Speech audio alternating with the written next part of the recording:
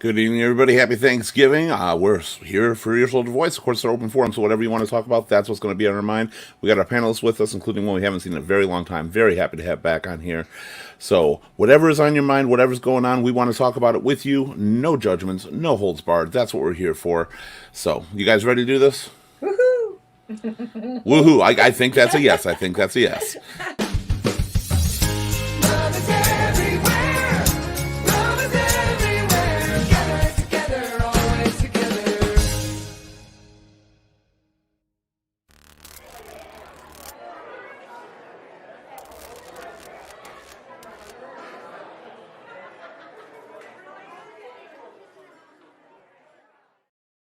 Good evening, everybody. How you all doing out there? I'm Keith Litvin here for Ear, Shoulder, Voice. Here we are again with our open forum.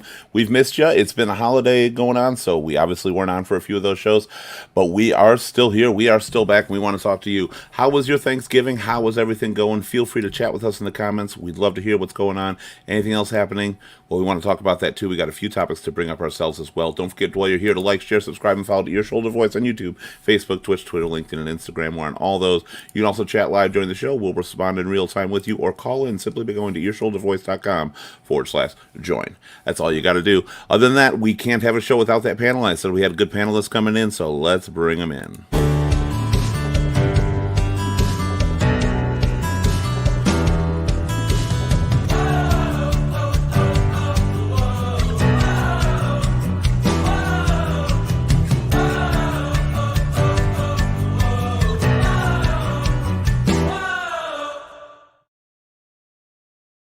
Our first panelist feels like a long-lost member of Your Shoulder Voice, but she is back. She is amazing. Please welcome Lenny. How you been?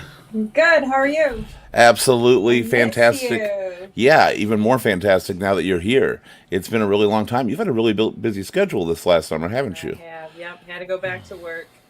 What's been COVID going kind of on? gave me a break for a long time, and then I had to go back to work. You know how that goes. Yeah, we all wanted to get back to work, and then we suddenly had the choice to get back to work. Suddenly, well, I don't We want don't to want to work. work. I know. When you Yeah, can't, you want to, and when yeah. you It's that don't want grass to, is you have always to. greener. Yeah, Exactly. and now I find myself not wanting to work at all. I'm like, I kind of liked it. I hated it when I was forced to. I like it when I'm not forced to. Yeah, but my work's not really work. It's fun. Well, So, that's good. That's good. And next panelist we're going to bring in tonight, please welcome back Anthony. Anthony, what's going on? Living the dream. hi, Anthony. Always living that dream. I'd really like to know what that dream is like. It's somebody's. I don't know. I can't say it's mine, but I'm living somebody's dream. Well, whose dream? I don't know. Hopefully somebody Maybe like it's mine. famous. It might be a nightmare. Nightmares are dreams too. Bill's here. Bill says she's been avoiding me. Apparently, Bill's having some problems. He was supposed to be a panelist tonight, but internet is down with the weather and stuff for some people, so he's just going to be joining us through chat unless he can somehow connect later. Glad to have you here, Bill. So it was Thanksgiving. How was everybody's Thanksgiving? Busy, crazy busy. Busy, Drive, busy. drive, back and forth, back and forth. Was it like a sit, eat, talk? Well, I brought my mother, who doesn't walk real well, and my sister, who's in a wheelchair, and then my son all over to John's house, who is not really set up for handicapped people. So it was a little difficult. Oh, boy. Seriously, just going up 4 steps when you have to wheelchair somebody up and you don't have a ramp. Yeah. It is difficult. It seems just with life, the holidays get worse and worse and harder every year. They become more and more work every year. Yeah. And then it's enough work as it is with what you've got going. You're adding to it even more. I have to say, I never liked the holidays, even as a kid, because you had to go so many places that you couldn't just relax and enjoy, especially Christmas time when you have children and you're divorced. And and especially when it's one child and it's the first grandchild on both sides, and everybody wants you to go there. You can't. It's like, hurry up, open up your gifts. You don't get to play with them. We have to go. Right, we got to pack them up and leave. Exactly. Yeah. What did you do, Anthony? Oh, I went to my mom's house for dinner. Well, early dinner. Hung out for a while, and then went and visited a friend. Oh, yeah, that's right. I was like, I forgot about that part. So everybody out in the chat, how was your Thanksgiving? What'd you do? Anything exciting? Please feel free to tell us. Obviously, we've been off. for a little bit on and off because of so much going on. Thanksgiving is one of the harder times for me, of course, having lost people. Today is my grandmother's birthday to start with, which makes it really rough because she did. And last Sunday was the day my mom passed away. So we didn't have a show. I kind of just avoided it because I was trying to occupy myself with something else. I probably should have been on to talk about it. But it gets really hard during the holidays to deal with the death of a family member and them not being there. How do you carry that? Like, I'm sure we've all experienced. I don't know, Anthony. Have you lost any immediate family that affects you on the holidays? I lost my grandpa when I was a lot younger around the holidays, but it's just kind of one of those things. I was really too young to fully, really comprehend it, I guess. So it doesn't really affect me too much. Like it. I mean, that's. I had lost one of my grandfathers when I was really young, and it didn't affect me as much as my brother growing up. I think when I lost when I was older is when it did.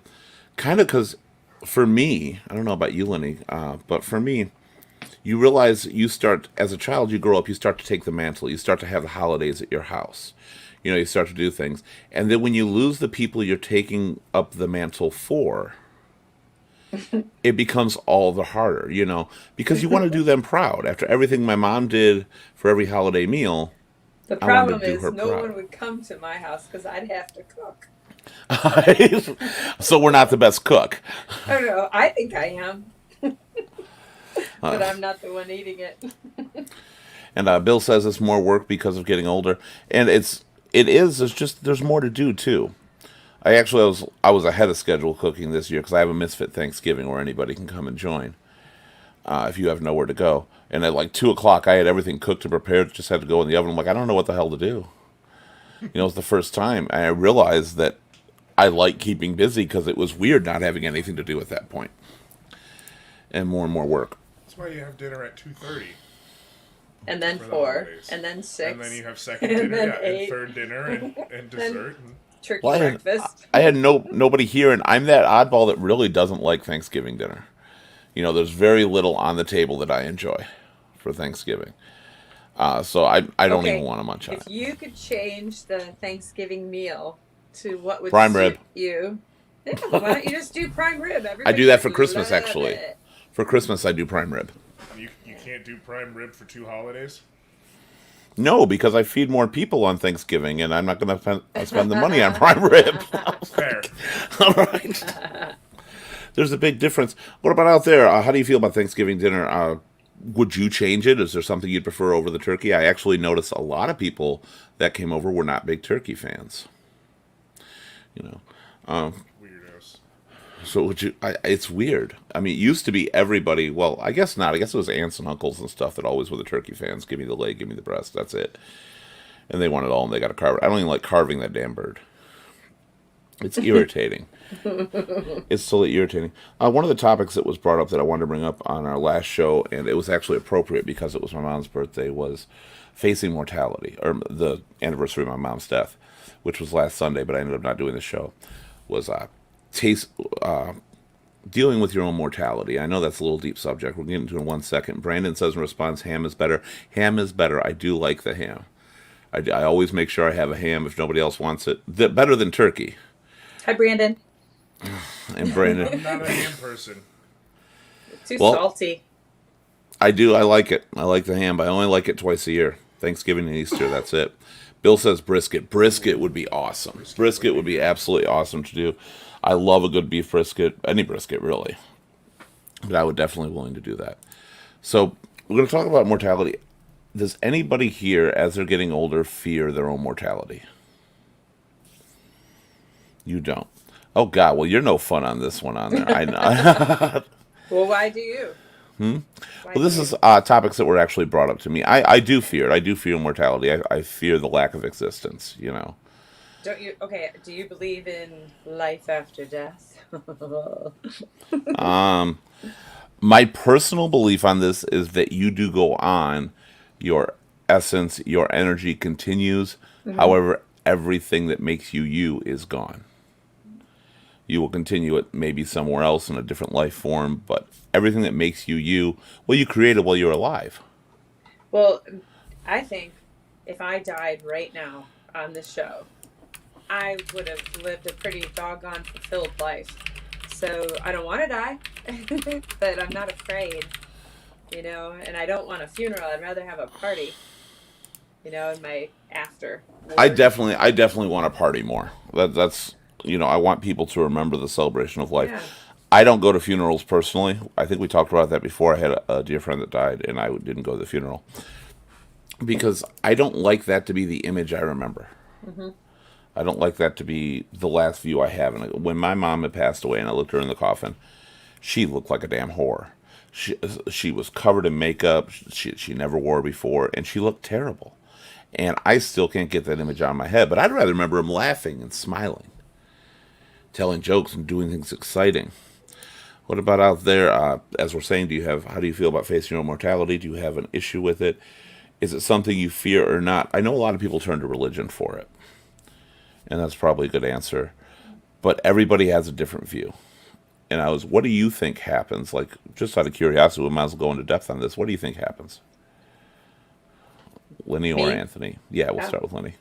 well, I think, okay, this is kind of crazy. I don't know whether to believe it or not, but my girlfriend brought me to a psychic one time and I didn't really believe in it until I was there and she said things that there's no way she could have known. But she did tell me that in my past life, I had two. I was two different, and I was dudes. I was a black man who was a slave, and I was an Indian, like an American Indian. So go figure, So those poor dudes had to turn into a girl If they saw afterwards. you now, they probably wouldn't object. Okay. So who knows? Who knows what really happens There now? is the reincarnation thing. Everybody's usually got a belief, and my fear again is just losing who I am, who I've built, who I've become. And let's face it, it's going to happen. But you learn all that. You come into But this world with nothing, no personality, no nothing. You oh, develop it. but maybe after you die, your wonderfulness goes into something else. Maybe it's a dog, maybe it's a cat, maybe it's a bird, maybe it's a shark. Yeah, but no matter where it goes, what makes me is gone. That's the fear that I have. What about you, Anthony? We'll get to a lighter topic shortly. Yep. Yep, good answer, good answer. I haven't really thought about this kind of stuff much, so I don't. That's good. Well, you're still on the young side. It happens to get older, as Bill's even saying here. He says he's started fearing his own mortality in the last few years. When you lose people that are close to you, you seem to start having those feelings. And honestly, that's what I think it is, because I've lost everybody. And I went from being basically on Anthony's page. Like, I always had this fear of death. I don't want to die, but whatever happens, happens. And then I started losing family members. And the more and more family members I lost, the more I realized that things are just gone. I can't take the words of ghost or they're watching over you. I mean, that would be great, but they're still not there. And it starts to make you fear you're going to be in that same area. You okay, Anthony? Excuse me. Did not expect that. Bill also says psychic years ago told him that he was John Brown in a past life. Who's John Brown? Yeah, who's John Brown? We got the Atlanta Thrasher here. It says, my fear of death is solely centered around my son reaching adulthood first. Beyond that, no fear. That's something my grandma used to say. When my grandma was getting older, she said all she wants to do is see her grandchildren graduate. And that was it. And my grandma unfortunately lost her daughter before she passed away, which was obviously my mother on that.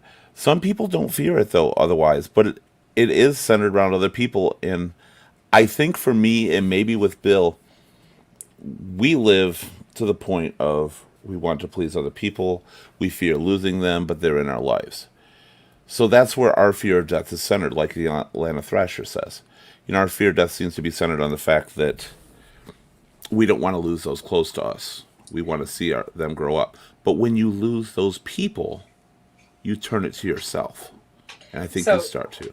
I do agree with Atlanta Thrasher because I'm afraid if something happened to me, I have, I have a lot of people I care for that rely on my help.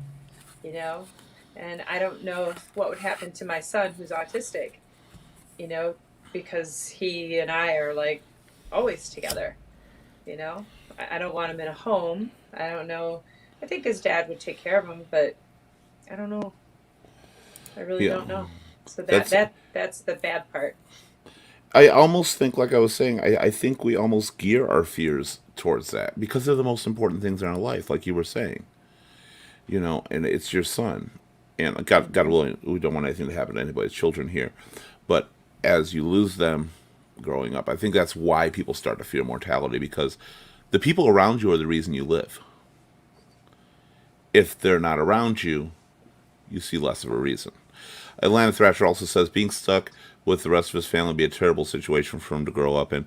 I'm just curious, Thrasher, how old is your son? And feel free to talk about what's the situation you have to grow up in. Bill says, "Oh my gosh, he fought to free the slaves." Oh well, see, now I'm gonna have get hit by the woke crowd because I don't know who that is, which is weird because my ancestors owned slaves. I might have been one of them in my past life. According to your memories, you might have been one of them, which is weird. According to my psychic. Unfortunately, a lot of our ancestors, owned slaves on that. So I don't think it's really weird. I mean, that was so common when we first invaded this country. I mean, let's take the last holiday, Thanksgiving, which is a fascinating holiday because it's so different than the times we're living now. It's about all the native people of the land, having dinner with undocumented immigrants. That's totally different than what we'd have now. Now we're fighting for it, but that's what it was. That should be the celebration. It should be remembering also what happened before we slaughtered those poor people, which seems to be what we do. I actually didn't know that. I didn't know who John Brown was. See? Or, So it's like a learning show because I didn't either. So that yeah, is I probably learned it in school, but that was kind of blended with a lot of marijuana and alcohol, so could have been lost somewhere in the smoke. The good old years. Yes. The Atlanta Thrasher says his son's 11. His side of the family is extremely small. My mom is loving, but she's older and disabled. His mom's side of the family is full of criminal, drug-addicted people with zero work ethic. So I get it. I get it, Atlanta. I don't I know whether I call you Atlanta or Thrasher. I think Thrasher sounds cool. It kind of I like scares me. Thrasher. I'm going with Thrasher. Going with Thrasher. Yeah, I like Thrasher. Anthony, what do you got? Any opinion on this? Not really. I'm not. So Atlanta Thrasher. Um, does COVID scare you? Because it could take you away from him. So, I mean, how do you feel with COVID? With all of that? Because you can control most everything else that you're doing. Sometimes you get in car accidents and things like that, but pretty much if you eat well and you don't smoke, don't drink too much, you're going to have a nice long life. But COVID, it's like a crapshoot. If you It's get taken it, a lot of people. yeah, you don't know what's going to happen. And that's my worry with COVID, with if something happened to me, even getting sick. I had a friend of mine that I met recently. Her husband is a police officer, really big guy, and he had COVID last year. He didn't die, he almost did, but he's not right. He has not been right. He can't go back to work. He's just not, he can't pass the physicals that they have to do, and it's just kind of a crazy thing. He responds on that. He says that's the only reason he's vaxxed and boosted. Telling old ladies at the grocery store to get 10 feet back. You got to be cautious. I mean, Yeah. I do think there's a point, we're obviously slinking a little bit into the COVID thing. I do think there's a point that we've got to ease up on this. Some people are still taking it way too far with it. Most of us have done our jobs. Most of us are vaxxed. Most of us are there. And we still got people. I went to the store the other day, and I'm standing, and I'm literally at the markers on the floor because I'm still obeying the markers, whatever I they know, have. me too. If they're marking, and I figured it's not really hard for me to, stay 2 feet back, from Yeah. where I'd usually stand. But So whatever, it's not a big deal. And she turns, she goes, "Excuse me, are you 6 feet back?" And this woman is wearing no mask or anything. Like, if you're concerned, Protect If you're yourself. concerned, stay the fuck home. right.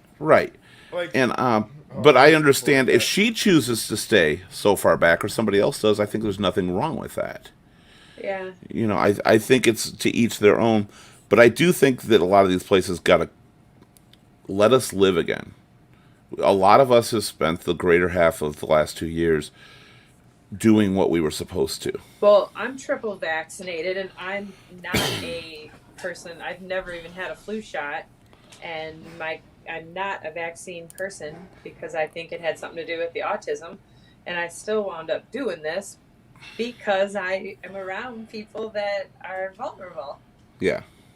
But And that's why I'm still cautious, is because of the people I'm around. yeah. But they're still trying, like, we've got another wave, we've got another wave, this is going to happen. This is always going to happen. We're doing what we're supposed to do. Let some people live on with their lives, Well, you know. now with okay, what do you guys feel about the whole new variant thing? I'm triple vaccinated. I really want to go sing somewhere in a bar soon. And now I'm There's a new afraid. variant. Yeah, I there's stopped watching the news. yeah. I don't know Yeah, if anybody watches. this was just started like yesterday. And the There's only gonna reason I did is because I was stuck in front there's of the gonna TV. constantly be new variants, though. I mean, it's going to keep happening. You're still protected, maybe not 100%, but that's with anything. But you're still protected with your vaccination on there. Anybody a fan of South Park? Anybody watch South Park? The post-COVID movie they did was absolutely hilarious. Mm-mm. But they were talking about it all had to do with COVID going through. If anybody gets a chance, definitely watch it on there. Back to the Thrasher. Ori Lanley says we can call him anything that we So want to. wait, really, really, really quick. Okay. What college is your son going to go to? He's 11, Lenny. Who knows yet? I think he's already planning college for him. Okay, what college would Yeah. you want him to go He to? just Where wants are to you get him gonna across eat that. him? I think you should want to go to University of Michigan, who just beat Ohio State in football. I think that might be a good choice. How did they win? Oh my God, Uh, they played amazing. It was that was the best I've seen them play. Offense and defense. It was amazing. But what I don't understand is like Michigan State got their butts kicked by Ohio State and we lost to a Michigan State. That's So what I mean. Like, normally know. Ohio State's got a solid team. I And know. when No, I it saw the was score, I just- didn't see the game. I just saw the score, and I was like, Michigan only hey. made like Yeah. one mistake, and that mistake was not even that big. They just had an amazing game. It was great. I want to get to some of these comments really quick on here because we got a few that are definitely around the board, so I want to make sure we get to them. First, Brandon says South Park was brilliant. It was. Watch it. And speaking of those TV shows and movies, we've got Bill says Snoopy fought the lawn chair on TV again finally this year. So happy to have those specials back. He watched it on PBS. But God, you just gotta love those specials. I still to this day, hate that you can't see all the specials you used to be able to see on TV anymore. That was an event. If they're just streaming on Netflix or Disney or Paramount or Apple TV or whatever it happens to be, it's not the same. No, it Because- makes them special if they don't play things all the time. If it's once a year and you have to wait for it. Right. Like the Wizard of Oz. The Atlanta Thrasher says, I look at life like a Christian Klingon. Once the soul is out, it's gone. And that's kind of my theory of it. I don't want that to be true, going back to the life and death thing, but I don't want it to be true that the soul's gone. But that is my theory, that you cease to exist, but it's out and it's going to populate another entity. And it's going to become something else. Because, I mean, let's face it, we are born with no recollection of who we once were, if there is such a thing as reincarnation or anything. So without that recollection, Okay, wait a minute. then how do we exist? I was an Indian in my past life, and I ride horses. So there's that. Okay, well, I do computers. I didn't have shit like that in my past life. Bill says the two strongest men I have ever known died from that virus. That hits you, and that's what hit me with the COVID. Was Yeah. I knew too many people that died, Yeah. and that's Yeah. It happened to my family early on. And all my friends thought I was crazy, but I was like, at that point, paranoid to be around anybody. Thrasher says he was lucky with the COVID thing for the past year and a half. He had to work half from home for the last year and a half, but now he's full time. He works in IT, and 85% of his work can be done remotely, so he's pretty lucky. And I'm kind of the flip flop. I've got my computer work can definitely be done remotely because that's what I do. This can be done remotely as well. But then I work in the crowded bars. And I'm completely the opposite end of the spectrum. And like I say, bars are the worst with that. They're absolutely the worst. Now I can't complain as much as I did before, but before they just didn't give a fuck. You know, they were the absolute worst.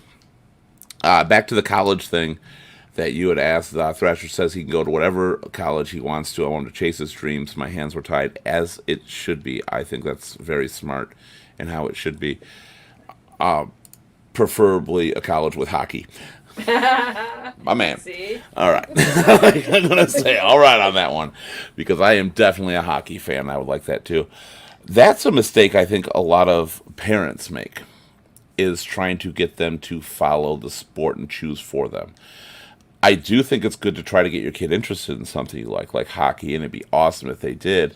But like Thrasher says, whatever he wants to do, my hands are tied. You know, and that's what you should be pushing your kid for, because that's what makes people afraid to be who they are in a lot of different ways. Whether it's dreams they want to chase, maybe a kid likes cooking. You know, he doesn't like football at art. My brother is definitely always pushing football and the Lions down his son's throat. And I'm like, why teach your son to be a loser? You know, if you're pushing the Lions. One of my other friends constantly has his kid watch football with him. The kid hates football. He just wants the time with his father more than anything, but he doesn't even like to watch football. But he's keep trying to push him. He's like, you're going to join this sport. You're going to join this team. You're going to do this. And that has got to be so rough and so hard on a kid. So back to football. That Michigan game was so awesome. That Michigan game, and they beat Ohio State. Yeah, we don't have Josh on here. Yeah, where's Josh? Right. Yeah. Bill had said the new strain in Africa of COVID is already starting to mutate, and Mail says it may not be stopped by our current vaccines outbreak. Yeah, that's But you know what? But we won't know for like 2 or 3 weeks until they test our vaccines and see what happens with that virus. We'll take the it. vaccines don't stop the current. Yeah, they virus. do. Otherwise, You we still have a get it, heck you of a still lot. spread it, you just don't get as sick. Right. So that Well, means, it's not that really means it's stopping protecting you. It's stopping Okay. people from dying. To go argumentative, because we've been this way before, yes, they but do I stop it wasn't here. because you're not as contagious. You are contagious upon certain stages of infection. It limits that to the point you're not contagious, or for such a small period of time that you're likely not to give it out. See, I've heard the opposite. That It's like just as contagious. For that small period of Vaccine. time, that's what they're not informing you. Just like when you have the common cold, where they say your most contagious time is within like the first 3 days 48 hours, yeah. or 48 hours as you develop. It's the same with COVID. But if you have that thing and fight it really quick, well, you don't have a 48-hour window.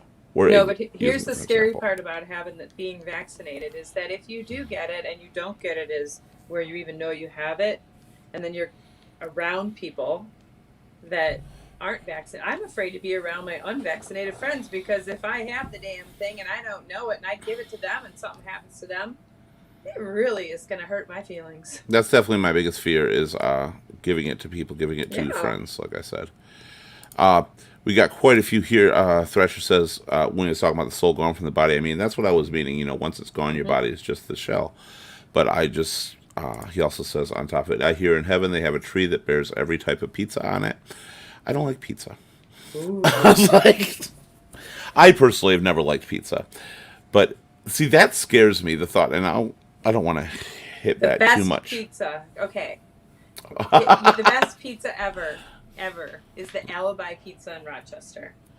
Oh, no. Yes. Oh, and just the cheese and pepperoni. The pepperoni kind of curls up in these little balls with all the grease in it. It's so good. No, Atlanta. I am not a pizza fan. They like pizza. We're okay. You can stay around. And actually, that's a Alibi, though? 50-50. Alibi has They've got the really best- good bread. No, but they have their sauce is like they won't give out the secret, but they're the flat pizzas, Now, my Yeah. favorite deep dish pizzas is Sir's, which is over by Tinkin and Rochester Road. I've never heard of that one. Ooh, it's good. It's really good. Well, I will say to appease Thrasher a little bit, I do like, I just don't like traditional pizza. I love Chicago style deep dish, one of my all time favorites. What do you like on it? Turkey? No, but I like when people come out with fancy pizzas, whether it be a Philly steak or coney dog pizza or vegetarian pizzas, I love those. Buffalo just- chicken pizza. Buffalo chicken is amazing. Buffalo chicken? Fuck yes. Yeah. Now that stuff I love. I just don't like the standard pepperoni pizza or pepperoni sausage pizza and stuff like that. That's what I'm not a fan of. There was a Taking you to pizza the place alibi. over We're going on to the alibi. 16 Mile called Brooklyn Pizza, and they had an amazing buffalo chicken pizza. Thrasher says he gets me thank you with that. Pushes his mom out of traffic for barbecue chicken pizza. Another thing I like, followed by don't worry, she'd do the same thing to me. And that was the kind of relationship I had with my mom. So I get that one 100%. Like, it's not mean to say because she'd do the same thing. But you got to get barbecue chicken pizza, but instead of chicken, pulled pork. That is actually really good. Depending if the pulled pork's good where you go, though. Yeah, it's got to be good pulled pork. Thrasher says, going back to his son in the college, I couldn't afford a way to college, so I had to pick the only 4-year degree our local college had at the time. Hopefully the choices are open to a lot more people. I don't know how old you are, Thrasher, but yeah, it's getting easier and more options are becoming available to people to do. And hopefully if things go through, if they figure anything out in that fucking place we call government, it's going to be more accessible to a lot of people. Don't get your hopes up. I have not. All this time, I still have not. Brandon says Thrashers. I try not to influence what my son wants to be.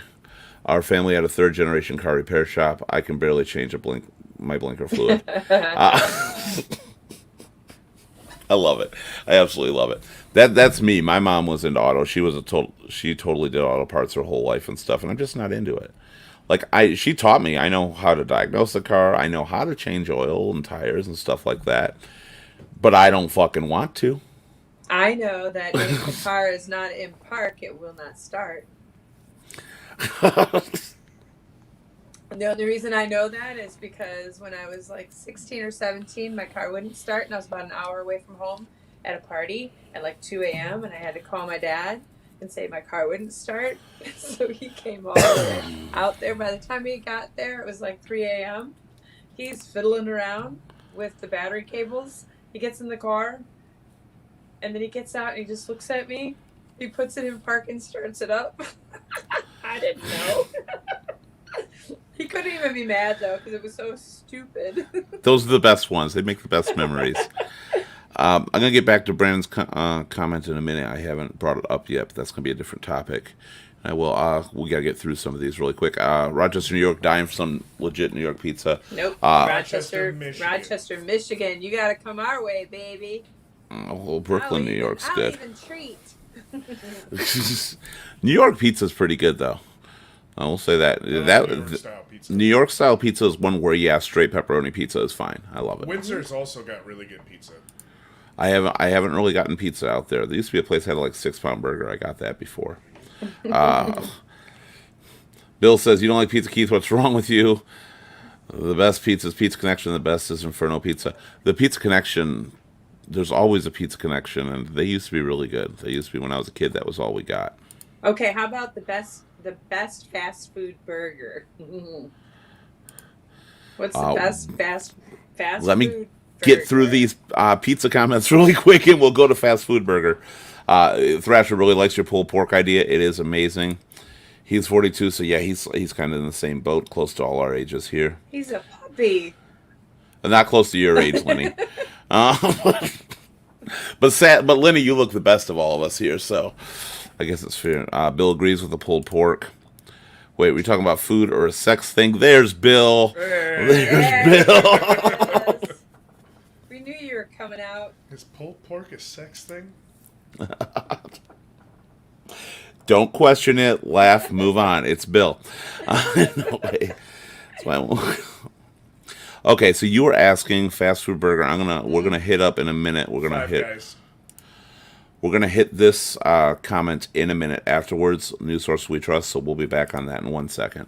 So Five Guys for you is the best burger. Five Guys is an amazing burger. Fast food, right? Because I Is that fast consider food? it fast food. Where you can drive through a drive-through, pick it up, and go? Can you do that? I with wouldn't Five consider it Guys? fast food, but it is kind of fast food. I It's consider kind of that anything gray I can area. get on my 30-minute lunch break fast food. I've never had a Five Guys burger. What is it? Oh. What's special It's a about it? smash burger, and it's Oh, you're delicious. missing out. Is it flame broiled? No, it's No. grilled. It's nice and greasy grilled, and it's amazing. Thrasher says to Lenny, puppy, okay, my body is 42, my spirit is 65. See, you're opposite. Like, my spirit is 42, but my body's like 90. Like, it's done with me. And he also says Five Guys has the best hot dog on earth. I've never had it. I have Hot always wanted to. Yeah, that's all they got at Burgers and Dogs. I didn't know they had hot dogs. I thought it was just burgers and fries at I've- Five Guys. Nope, burgers, fries, and hot dogs. I've never been able to bring myself to get a hot dog because if I do, I'm missing out on the burger. I might That's- have to get a hot dog next time I go. Definitely will. I've never had one. Now that you said that, I definitely want to try one because I've avoided it for way too long. What's your favorite burger, Lenny? Well, I Burger haven't King. been. Yes. Ew. I mean, She I said don't. flame broiled, so Yes, I don't like any fast food really, but Burger King is way better than any of the other burgers. And then McDonald's has the best French fries, and they have the McFlurry, the Oreo cookie McFlurry with extra Oreos. And then you go back to Burger King for the little Hershey's pie. They have these. See, you guys, you're gonna learn something. You go back. No, I know that Hershey pie. I was a kid. I was addicted to that. Yes, that thing is like amazing. So I don't know about Wendy's has the baked potato when I'm dieting, but Atlanta Thrasher says, I can't make myself get a hamburger because I miss out on a hot dog. I get a hot dog with bacon, cheese, and barbecue sauce. That's the thing. There's so many restaurants that I've been to where I've had one item the first time and I refuse to tear myself away from it. Because, like, if I'm going back there, I'm going to get what made it so good. okay, how about favorite steak place? Because this is gonna make me like when I go out the next time, I'm gonna try Five Guys. I'm gonna go out for a burger. You know, I know a lot of women that go out and try Five Uh-huh. Guys, so it's not unique. Ew. McFlurry Yes. Girl, is your machine working at Yes, it McDonald's? And you ask for double Oreos in it, and it's to die for. See, I I've get not had a the McFlurry or Oreo anything. ice cap. Because I get exactly what he's saying, it's always down. The shake machine or ice cream is always down. Not by me. Come drive by me. You got to go to Timmy Ho Ho's and get an Oreo ice cap with an extra shot of espresso. Thrasher's doing his hot dogs right. Yeah, he is. That sounds really good. Bacon, cheese, and barbecue sauce. And Thrasher says, my second wife tried at least twice that amount. Going out in Five Guys. Okay, she went out with Ugh. him. Yuck. Does say second wife. Okay, steak place. We're moving up from burgers and on to a steak place. I don't get steaks when I go out. I'll let but- this political comment go. This Let's Go Brandon. I want to hit that up in a minute as well. But we actually had Brandon talking. He was complimenting, so I'll let that one. Okay. Totally good. Go ahead. Well, let's get the comments here. We got a crowd too. We got to talk. That's it. Hershey is the reference. Now he's going to Wizard of Oz. Sex steak. Okay, I love you, Bill. I miss you. Not even gonna get on there. Okay, let's hold off on this. Okay, we'll do the steak thing. Then we're going to Brandon's comment. I want to talk about that. So. All right. Steak All right. place. The best steak you've ever had in your entire life. Steak There's place. 3 because Place they've in closed Mexico. down. Okay, doesn't matter if they closed down. But there's 3. Okay. First, Anthony, go ahead with your Mexico place. That was just a fucking great steak. And it Where? was cheap. I couldn't even tell you the restaurant. It was just when I In was working down. Mexico? Yeah, You I were- was working down in Mexico, and we went to a restaurant for dinner with all of us, and they had I got a filet mignon, and it was like fucking Yeah. monstrous. Nice. And they I just won't. cooked it on some fucking old school grill with like a chain to raise it up and lower it from the fire. Ooh. It was wonderful. Yeah. Okay. You have 3. Hold on. I was actually talking to. I knew you were. That's what I was joking about. That's fine. On there, the first one was a place called Airport Inn. It was out in on Airport Road, way out past Waterford. I forget Yep. where that is, and they were phenomenal. And they eventually shut down. And then Capers did one of the best steaks ever. Capers is technically, I think, still around in Detroit, but the one that was out towards me is not. Capers was a great steak. And what kind of steak do you get? Do you get a fillet? Do you get a ribeye? I'll typically, honestly, it changes. I like ribeyes. I like fillets. I don't get T-bone steaks or anything like that. Yeah. My favorite is ultimately, even at the steak place, is prime rib. Like if a place has prime rib, I'm probably getting prime rib because that's my weakness. I love it. Prime rib with horseradish. It's like a big weakness for me. Keep that in mind. Let's go back to some of these. First of all, Atlantic All right. Thrashers. I'm going to ask you yours in a second, Lenny. 2 YouTube likes from me, Alt Account Power. Thank you, Thrasher. Thank you so much, Thrasher. Yes, let's go me in particular. Okay, Brandon, you're on. Here we go. Bill says Kansas City House, by the way, is also an excellent steak place. Now, where is that, Bill? Is it in Kansas City or is that a local place for you? And Atlanta Thrasher says, not going to lie, I'm not a big steak person. I'm that guy. I respect that because I'm that pizza guy. Really I am. So I can understand that. And I'm So- not a big steak person when it comes to like T-bone steaks and stuff. But a really good ribeye or a really good prime rib is where I go. So go ahead, Lenny. What about you? Well, Intermezzo's in Detroit, but I don't think it's there anymore. It's still Yeah. there. Is it there? Because that was the best steak I've ever had. It was just amazing. At least I think it is. I've never been there, but I've heard about it recently. So I've heard their name. I'll have to try that one. So, I'm trying to find a good one. Atlanta Thrasher, if you're not into steak, all right, do you like seafood? Do you like chicken? Do you like turkey? Oh my God, Lenny's like all torn trying to figure this guy out. Like, you don't like steak. Something's up with you. If you don't like steak, I'm all forgiven with him. It's all good. You're like, oh no. If you don't like steak, what the fuck do you like? I'm like, Chocolate? Do you like chocolate? I'm that guy that doesn't like chocolate. Oh, I don't like sweets. chocolate is the best. I don't like sweets. I'm a salty, savory. But I have the A one thing that. chocolate-covered steak. Shut up, Lenny. Disgusting. But what makes me like sweets is what Anthony just said. I love salted sweets, like salted caramel and stuff like that. That I truly enjoy. Salted Like- caramels are the best. Ugh. And like if I eat apple pie, I like a sharp cheddar cheese with it. I love the conflicting taste buds. You've never had cheese with pie? No. Oh, it's actually really, really common to have cheddar cheese with like apples and apple pie and stuff. Not really, really common, but not uncommon either, I guess would be the way to say it. Because there was like, out of the 12 people at my house, there was like 4 people that had heard of it and done it. So, Okay. Atlanta Thrasher says, see what open communication do. It promotes understanding. And that's what we do. That's what we do. Exactly. You're all wrong. I'm not talking to you anymore. Bill says, what you eat counts on your situation. Drunk, high, good mood, bad mood. I went to a place drunk and high, thought it was great, went back sober, it sucked. We call that place White Castle, or more appropriately, if you're in the Michigan area, Braze. For sure. Raise? Braze. You don't know Braze? I don't either. Oh, you might not, because you're north. It's more Metro Detroit, very Metro Detroit. There's one inside at like Telegraph, I don't know, 96 area. And then there's another one at 9 and DeQuinder. It's just a little hole in the wall, like a Telway, a Hunter House, if you know any of those. And it's just greasy slider burgers, disgusting beyond belief. But if you're drunk, damn, that shit's good. It's the most amazing I like thing. White Castle every now and then, regardless of mental state. White Castles are yummy, and then you feel like, oh, They don't have a good after effect. Colon cleanse. They're like, oh. Ugh. When I'm drunk, I don't mind them when I'm not drunk, because when I'm not drunk, White Castle, I can limit myself. But if I'm drunk, you get me a 10 sack, they're gone. 40.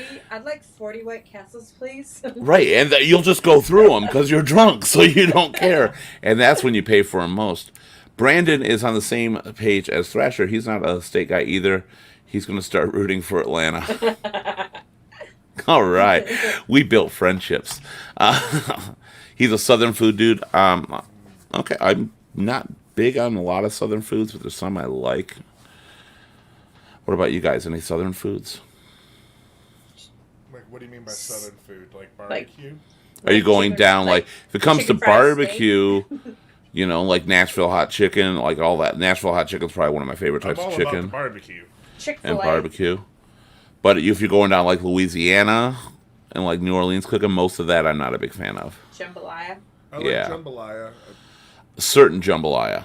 Yeah. One thing that I was just going to say, and Atlanta actually mentioned it, is biscuits and gravy. Big time Southern. Like, if in the South, I have to get biscuits and gravy. Nobody in the North makes it right. Nobody. Or at least it doesn't taste the same. I don't know if it's the altitude, the gravitational pull down there, or what it is, but It's the love. everything is better in the South, because when you go in the South, especially when you go into a restaurant, because it's that accent and when they serve you and everything, it just makes you feel the love in the food, and you're like, this is amazing. Let's see, where are we? Oh God, We're on Brandon. We're supposed to go back to Brandon's. I'm trying, but we're filling up here. Sorry, Brandon. I don't trust any news source, Brandon. Well, I actually want to get to that because that's a good conversation, and some people really want to know what to trust. Bill says Mr. Paul's Chop House used to be the best around here. Mr. Paul's used to be really good. Not so much anymore. I think there's still one around. Atlanta Thrash, just put some mac and cheese and chicken and dumplings in a large cup and put a straw in it. I'd be fine. Chicken and dumplings, that's my favorite. Mac and cheese and chicken I'm good with. Leave the dumplings out. I don't, again, to make everybody hate me, I don't really like bread.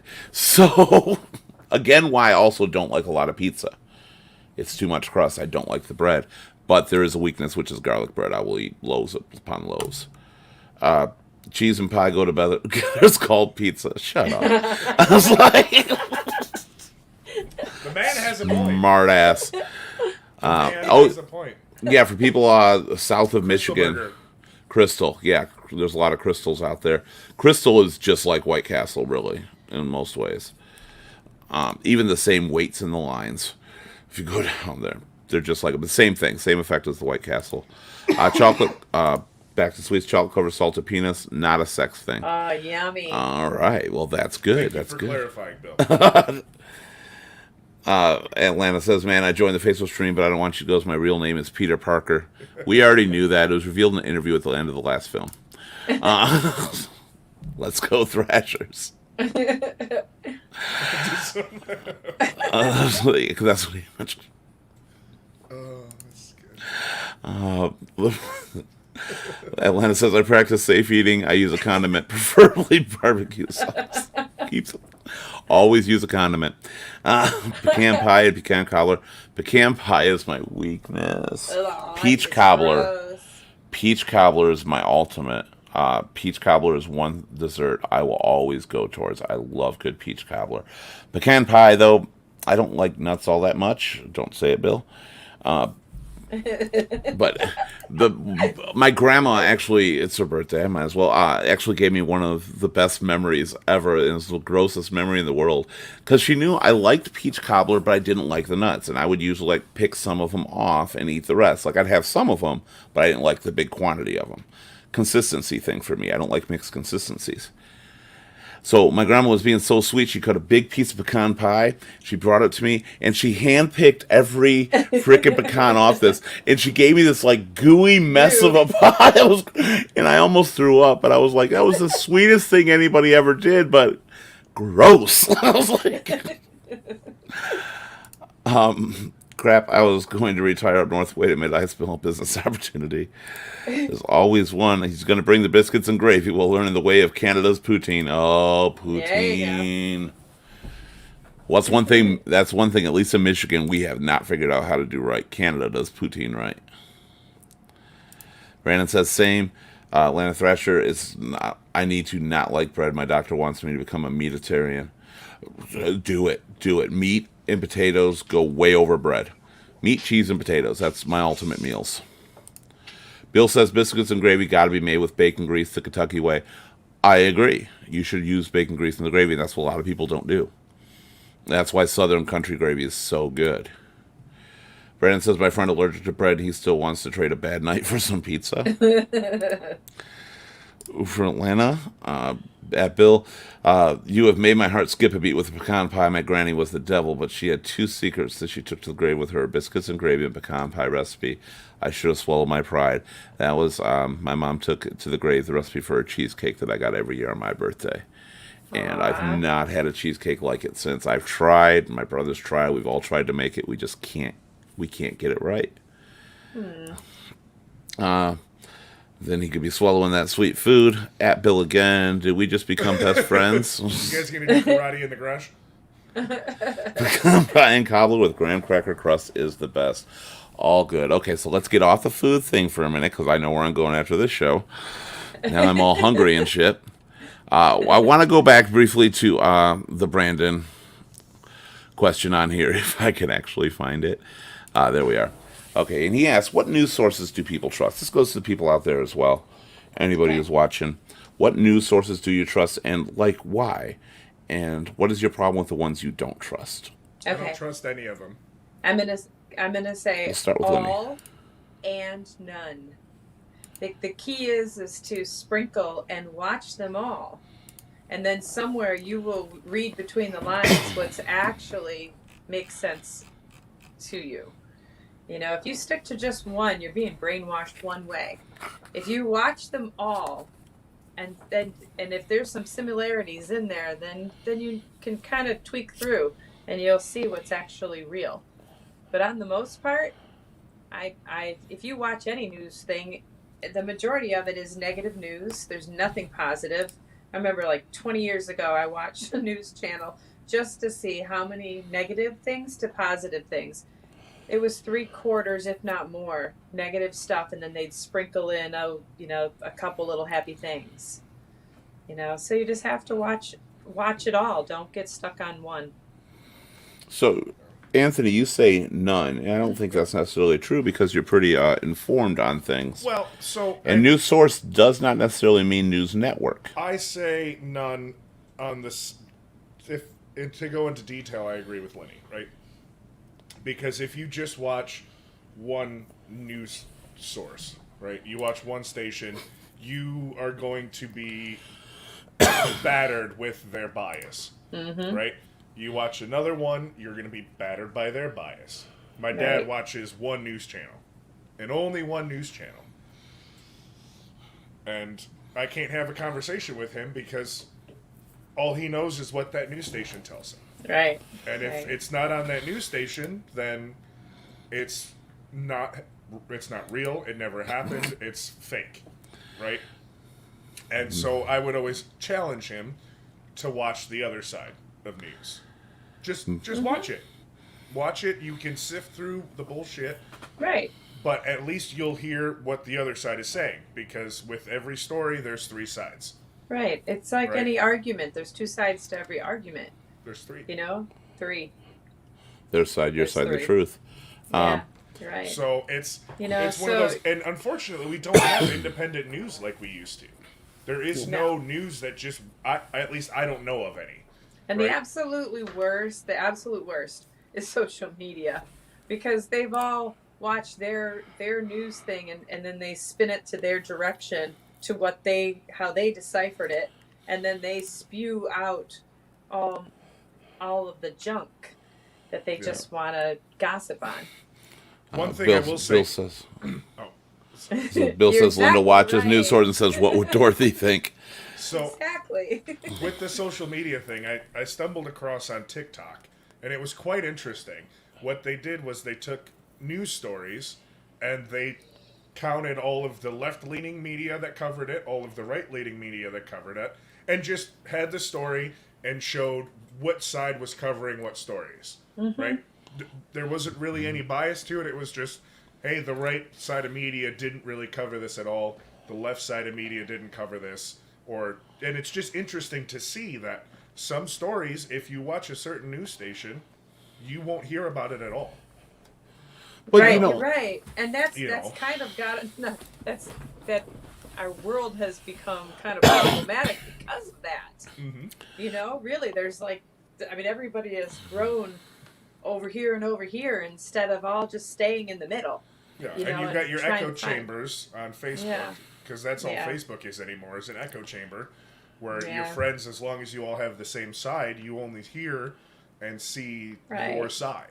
Right. I partly disagree, though. I partly disagree with that because all these stations can't cover every story. They're trying to do the ones that are interested, and what people are doing when you're seeing a lot of the TikTok stuff and stuff like that, they're picking and choosing things that, yeah, so somebody covered it and the other one didn't.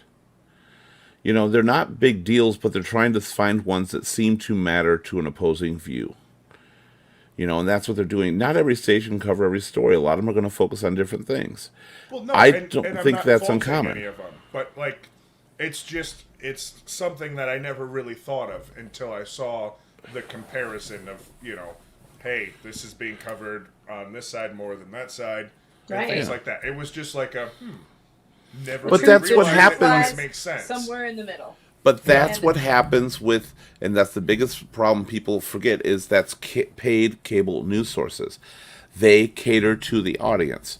If the audience is a left-leaning audience, they're going to cater to that because they want to please them, and of vice course. versa. And the right, so that's and if what their they do. donors are a certain group of people, they're going to make sure that So- the donors look good.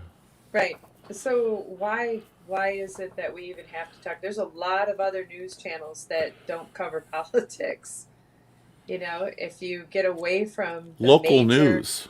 Right, exactly.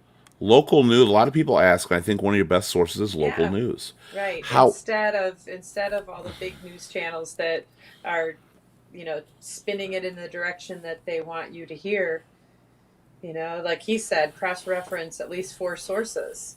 And that's what I would on agree with whatever that. topic it is. So if something comes up, like say this new variant, I heard it, and I did the same thing. I got online and started researching it and reading it from different places just to see, you know, if one was just making it a huge sensationalized thing to kind of get everybody's panties in a wad. Well, to more stated, it's easier to say what not to watch more than the ones you trust. And one of the big Yeah. ones I think out there is, first of all, YouTube. And YouTube would qualify for the Facebook and all those others too that link it, because they are designed to exude emotion one way or another. They are cut up, they are changed, they are made to look how they want their audience to see it. And the problem people have, like Thrasher says here, is they look at the news and they don't look at anything else. They don't go to other sources. They don't see anywhere they say, I saw this clip on Facebook, it must be true. I saw this clip on YouTube, it must be true. Honestly, one of the places that I think I get my news from, and I hate to say it, is a lot of the late night shows, not the talk shows, not the talk shows like Jimmy Fallon and stuff. John Oliver, whoops, it happens. Sorry. No problem. Like John Oliver, and I hate to say it because a lot of people don't like him, but There you Bill Maher, Shut the door. because they have the opposing views going on. Everything I've ever seen John Oliver displays, first of all, yeah, he'll spend the first few minutes tearing up one side or the other. And I see it equally on Biden than I did with Trump and stuff like that. Whatever, do what you want. And then the whole next hour, he's going to focus on a good story. And everything I've ever looked up on that show, I haven't found any discrepancies to. Like, it's researched, it's explained, it's constantly told to you, because these hosts are trying to bring it to you exactly as it is. And I find out more information watching those than I do watching a regular news network. And most of the time, especially with like John Oliver, he'll go through what each side is saying, what each side is doing, what they're all missing, what the truth behind both sides is. And I like the Bill Maher because he has people that openly disagree, that constantly bring a back and forth that you can learn from, and you find a lot of information. And honestly, that's where I get a lot of my news, and I choose what to look up. Yeah, don't get me wrong, I have a news station off and on in the background, and I'm listening to it. But that's what I look for. Thrasher gets his news from the Daily Growl. His dog seems to enjoy it. Squeaky, squeaky. And what Brandon said goes into my like late night shows is they involve a lot of point counterpoint. And that's what you need. But you can't not have somebody on your network because of counterpoint. And that's what most of those networks do. You don't agree with us, we're going to get rid of you. I say basically the answer is, like Lenny said and like Anthony said, is yeah, do your research. If you find a story that interests you, just don't research that headline. You know, if you see a headline that says Biden killed 40 babies in a hospital, you know, don't research, did Biden kill 40 babies in a hospital? Research 40 babies died in a hospital. You know, see what's going to come up. Don't look for the exact headline because you'll only get results catered to what you're typing. Yeah.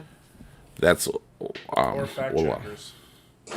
Government is never going to tell the public all the truth. Well, people have a problem with that, but I don't, because that's why we hire them to take care of that shit.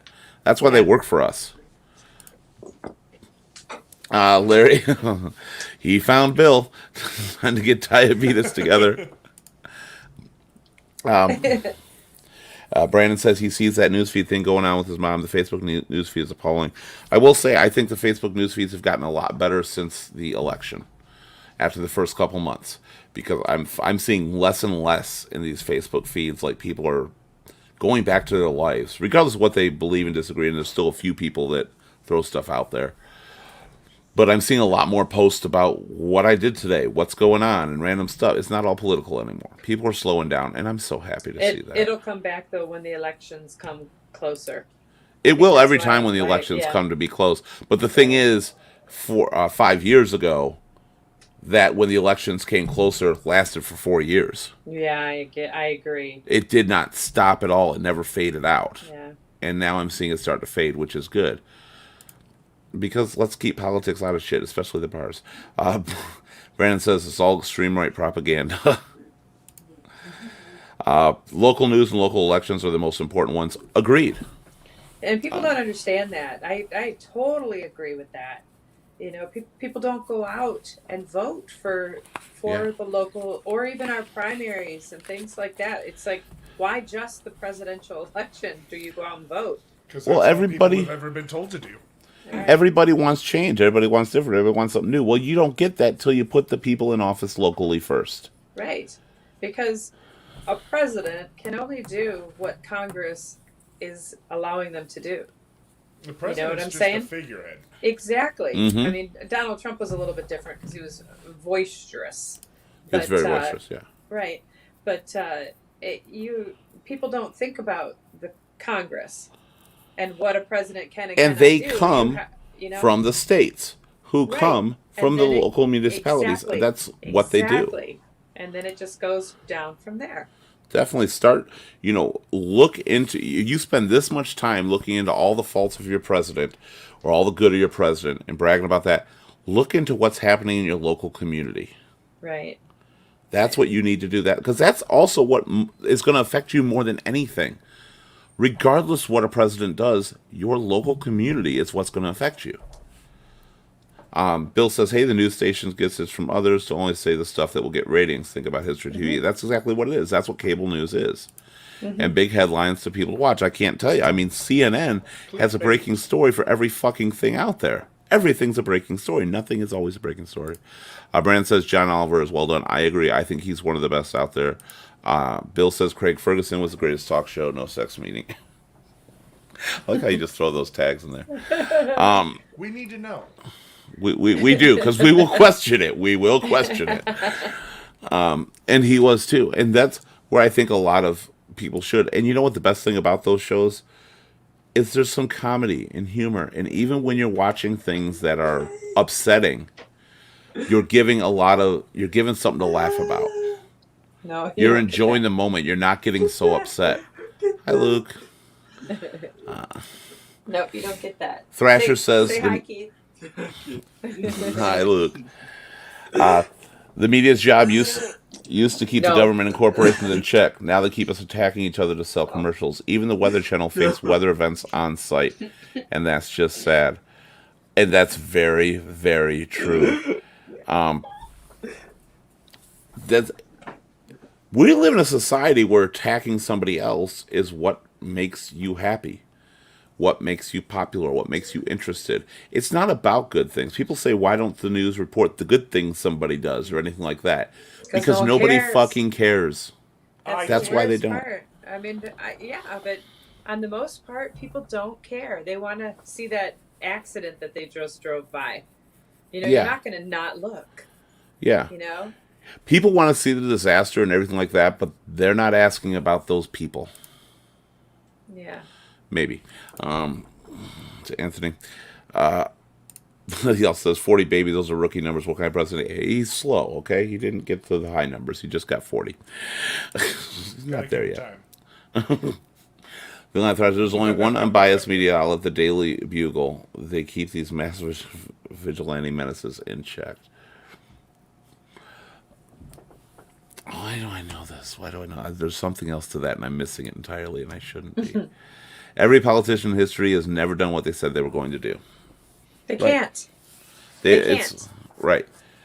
That's the biggest That's the whole problem. thing is that they cannot. That's they're telling you what they want to be able to do, but it doesn't really matter if everyone else doesn't agree with what they want. It's not going to go through. So it depends on the majority of who's in there in any local, state, or federal government. You know, you're only going to pass what the majority of people want to pass. And if everybody's just fighting, nothing gets done. But we live in a society where you got to fight, where you've got to anger, where you've got to No, make but people it's not mad. even fighting. It's just the fact that I don't want, even if it's something good, I don't want anything good to have, you know, Biden or Donald Trump, you know, pass or that'll be good for them. They just don't want their opponent to have success. So Yeah. therefore, they just don't simply put it through, even if it's good for the people. Well, This they don't is care about us. I know.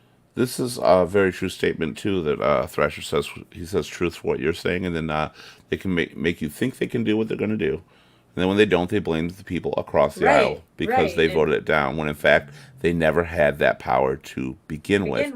And that is so true. And that's what people all across social media need to hear that right there, because it doesn't matter if it's Donald Trump that's in office or Joe Biden that's in office. If if something doesn't go through, it's like their fault, even Well, though that's the one of other the ones didn't allow it to go through. because news was in our face for the last 6 years. You know, it's been really in our face because of social media and everything. When Donald Trump had originally gotten in office, and everything he said he was going to do, he constantly blamed the left. And don't get me wrong, same thing has happened with other presidents. It's happened with Biden too. You know, he's constantly blaming the left and stuff. And people heard that and just thought, oh, that's all it is. And that's their defense and that's their argument. No, he didn't have power to do it to begin with. Right. He had, when he started for this first 2 years, full control of the House Keith, and the Senate. I think your house is on fire. No, that's just my cigarette. He had full control of the House and Senate and couldn't do it and still blame the other side. All people needed to do was realize that this stuff is not within his power. These are promises that you technically can't keep. Maybe you can keep some, maybe not others. And the same thing with Biden, same thing with Obama, and every president before Yeah. him. I know. But people don't realize that. And it says, no, Linda Hake, they promise it. Yeah. Promises mean nothing in the political world. Promises mean they can't elect me keep it. because this is your utopia, your utopian idea. And I agree with this. We had a show, one of our election shows, and I totally agree with this. We should file a bait and switch lawsuit against the government. I do think that should be something. I think if anything removes you in power, any policy you make, if not performed within a certain number of days, that is not All right. or promised to. Explain bait and switch before you even go any further. Sorry to use the Trump reference, I'm gonna build you a wall. I'm not really building you a wall. I'm gonna send Hillary to jail. I'm not sending her to jail. It's a bait and switch. Do something different and then try to claim it. Okay. Use it to get elected and then don't do it. I believe that's what he's referring to. Am I correct on that, Thrasher? But I do think if you don't perform a campaign promise, all of them that you make during a certain number of days, you're removed from office. Well, see, but I don't agree with that because Congress going is, into it, you know, you can't, right? You Right. can try to make these promises, but if you don't have Congress backing Right, you, then you can't do exactly. anything. So I understand where they make these promises because, hey, if I have the chance to do this, I will do this, right? On both sides, Then you promise, right? If I have I the will chance fight to do for that, it. well, and that's You don't promise, essentially- I will do it. Well, no, Well, but nobody I- wants to hear I will fight for it. They want to Right. hear I'm going to do this, right. right? Because that sounds a lot better. It So that's how sounds they better, get but it's votes. not the truth. And over time, people, I personally think, would want to hear more of the truth. You know, and it also make people stop some of these politicians, and there can obviously be a limit to it. But it would make some of the politicians not make promises that they know they're not going to be able to fulfill, that Well, they that's know all it of isn't the going to work. promises. Hey, Luke, come here. No, it's not. Some of them do, like healthcare reform. Certain things did happen. Obama was able to keep his promise. Now, we didn't like it. Don't get me wrong. It didn't work out like everybody thought it'd work out. But he was able to keep his promise and fight for it. And if you're fighting for it, you're obviously still keeping your promise, even if you don't accomplish it. But if you're using it to get elected, and this is what Trump was most guilty of, I think, during his election, he wasn't sending Hillary to jail. He wasn't, going to do this gigantic wall. Like, he knew he couldn't. Well, the wall was started. But it They was a started joke. Building a wall. The wall was a joke. It was a joke. It was a metaphorical wall to prevent people from getting in, and people took it during his original campaign. That's all it was. People took it as build that wall, and he created the idea of building a physical wall during the campaign. That is what happened with that. Well, yeah, but then a wall started getting built. Well, there was already a wall there. Most of that Yeah. was being fixed. Yes. Yeah. So there's more than just what you're campaigning on. You're not building a wall. Maybe you're repairing a wall. Maybe you're going to work on border security, do something better, but not a direct promise that you cannot fulfill. Or at least, if you're educated in the field, you know what you're going to be able to try to fulfill. You know what people are looking for. And the biggest thing I still say any president should do, including the current one, fucking term limits. Get those people out of there. That'll never happen. It can. It can, it should, but it will never happen. You should know going in that you can promise what you can promise or not, and that's what I'm saying. That's what I agree with. Then don't make it. Don't make that promise, because I'm sorry, we're stupid. As a whole, we're stupid. We believe exactly what you say, don't know the details about it as a general society, and we believe, oh, he's going to do that, well, he's got to do that. And then we just forget about it. That's why they use the campaign. Thrash says, bait and switch advertising refers to when a seller creates an attractive but disingenuous offer to sell a particular service or product they do not actually intend to ever sell. And that's what I'm referring to. Once inside the store, the seller will then pressure the customer into purchasing a more expensive service or product. And that's kind of what that's a little more detailed than I said. That's kind of what I thought you were going for on that, which is what it is. You should know prehand what you can and can't fulfill. I'm not going to pick apart any presidents in the past or current who made these promises, because there's so many of them. But they knew when they made certain promises that they were saying it just to get the vote. They knew they could not get it filled. So do you think it's a promise, or do you think it's just their agenda that they would like to work on getting these particular things passed? And then it just becomes Congress. It winds up stuck in Congress. It'll get passed in the House and not in the Senate, or it doesn't get passed at all in the House, and it kind of like with John McCain, or is that when he did the little thumbs down thing, Right. That could have Well, been that's through- another thing that has to be through, done but too. one- You should have 20 of those people should be independents right. in the House and Senate. That's all you do. This 50-50 shit is stupid. I was just going to say that. I totally believe that. Mm-hmm. That we need to be done with the Republican/Democrat only party. There needs to be a very large third party. Yes. And then maybe And that's where it would your make people promises, have to. that's where your promises can come true. Because people, for the last 6+ years, I would say 8 years even, people are voting yes or no based on the party that's calling it, not the ideals within it, within anything.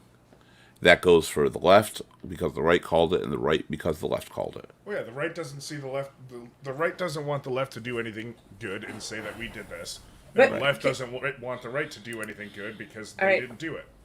So when you say right and left, that to me is so extreme. And when there are good moderate Republicans, good moderate Democrats, those are the independents. You know what I'm Well, saying? we have those. We have some moderate Republicans, We Democrats just need office. to get rid of all of the. But I'm saying right and extreme- left, referring to the House, and I the Senate know. we have now. I know. It's literally a right and left House and Senate. That's all it is. I know. And it can't be. Again, Bill says again, no person with the amount of money supposedly should be president. Says the same thing about Ross Perot. I agree with Yeah. that. I don't think money should buy your presidency. But I don't necessarily agree that just because you have money, you shouldn't be president. But there's Say, definitely all something. The politicians have shit tons of money. Yeah, but there's something to be said with the way you get your money. Not referring to anybody in particular, but there's definitely something that should be said with that. Yeah. Drina, glad to have you here, watching for the Sweet Sides, Detroit, Michigan, the USA. Drina, glad to have you here. Thrashers, I think locally that if they intend to do it federally, it's just a way to get in the door, business as usual, and that's why for so many years, government has been background, and that's why you remember certain presidents like Reagan, Eisenhower, Roosevelt, and stuff because they actually did something. But how many presidents do we go through where nothing happens? Because that's what they do. They get in the door and then they don't care. They're there. Do you think they don't care? Do you think that Congress is divided? I think they don't care. And we should look that up. I think all the ones that got shit done. See if Congress had the majority of the voting on both ends of that, and see if that's how it got done. Because there are so many times when as soon as it changes and one president is in there, they can't get anything through because they won't allow it. Well, and I find, especially in the past couple of years, whenever they try to pass these bills, right, they say, oh, this is, the one I remember is the COVID bill last year, right? Oh, we want to pass this COVID bill to give relief to everybody. And it was 1,400 pages, and it had so much bullshit in it Right. that was a wish list, right? Right. And it's like, so, but then they're going and saying, well, the other side's stopping it. They don't want to help you. We're trying to help you. Right. But it's like, how are you trying to help? If you wanted to help and you have a COVID bill, make the bill just about COVID. And not about the 1,400 pages other about things. and this cannabis is something. reform and airline reform. They won't and, vote for it unless they right? have all these other things because This is they'll something never that the get those other president does things. have power in. The president does have power to control what goes in a bill, that you can't not release a bill with this in it and stuff like that. They could single it out, but they're too busy to. A bill should be, like you just said, a bill should be what the bill is for, Yeah. no matter what. You want, and maybe if you passed a bill for COVID relief and that bill went through and it was just the COVID relief fund you were talking about, maybe you could bring up something else later and they would say, Then you you know what, can they move did this on. for us. Let's work with this for them on there. Exactly. Mm-hmm. But I, as far as I'm concerned, if you're trying to pass a bill, it should not need to be 1,400 pages. Right? There's no bill to handle a single item that needs to be that long. Yeah. Yeah. When you say this is what I'm going to do, you should know going, if you can do it. Thrasher says the problem is the Democrats and Republicans 100% control the presidential debates. They made rules so strict that no third-party person could hardly get on the stage with them. Yeah. The whole thing about a third-party person being on the ballot should go. You should not need 5 or 10%. You should not need anything. You want on the ballot, you're on the ballot. That's missing. That's not something we need to work with anymore. We don't have to constantly do this third-party shit. Where if you don't get 5 or 10% of the vote? I can't remember, but in order to get on the ballot, you have to have. No, they should be allowed on that stage. They should be allowed to debate because there's some great ideas they have, and it would be nice to have some ideas that were not centered to one side or the other, that were just like a mix of both. I'd like to see a president that is, for guns and pro-life, or pro-choice, but for guns, something that most of these can't do.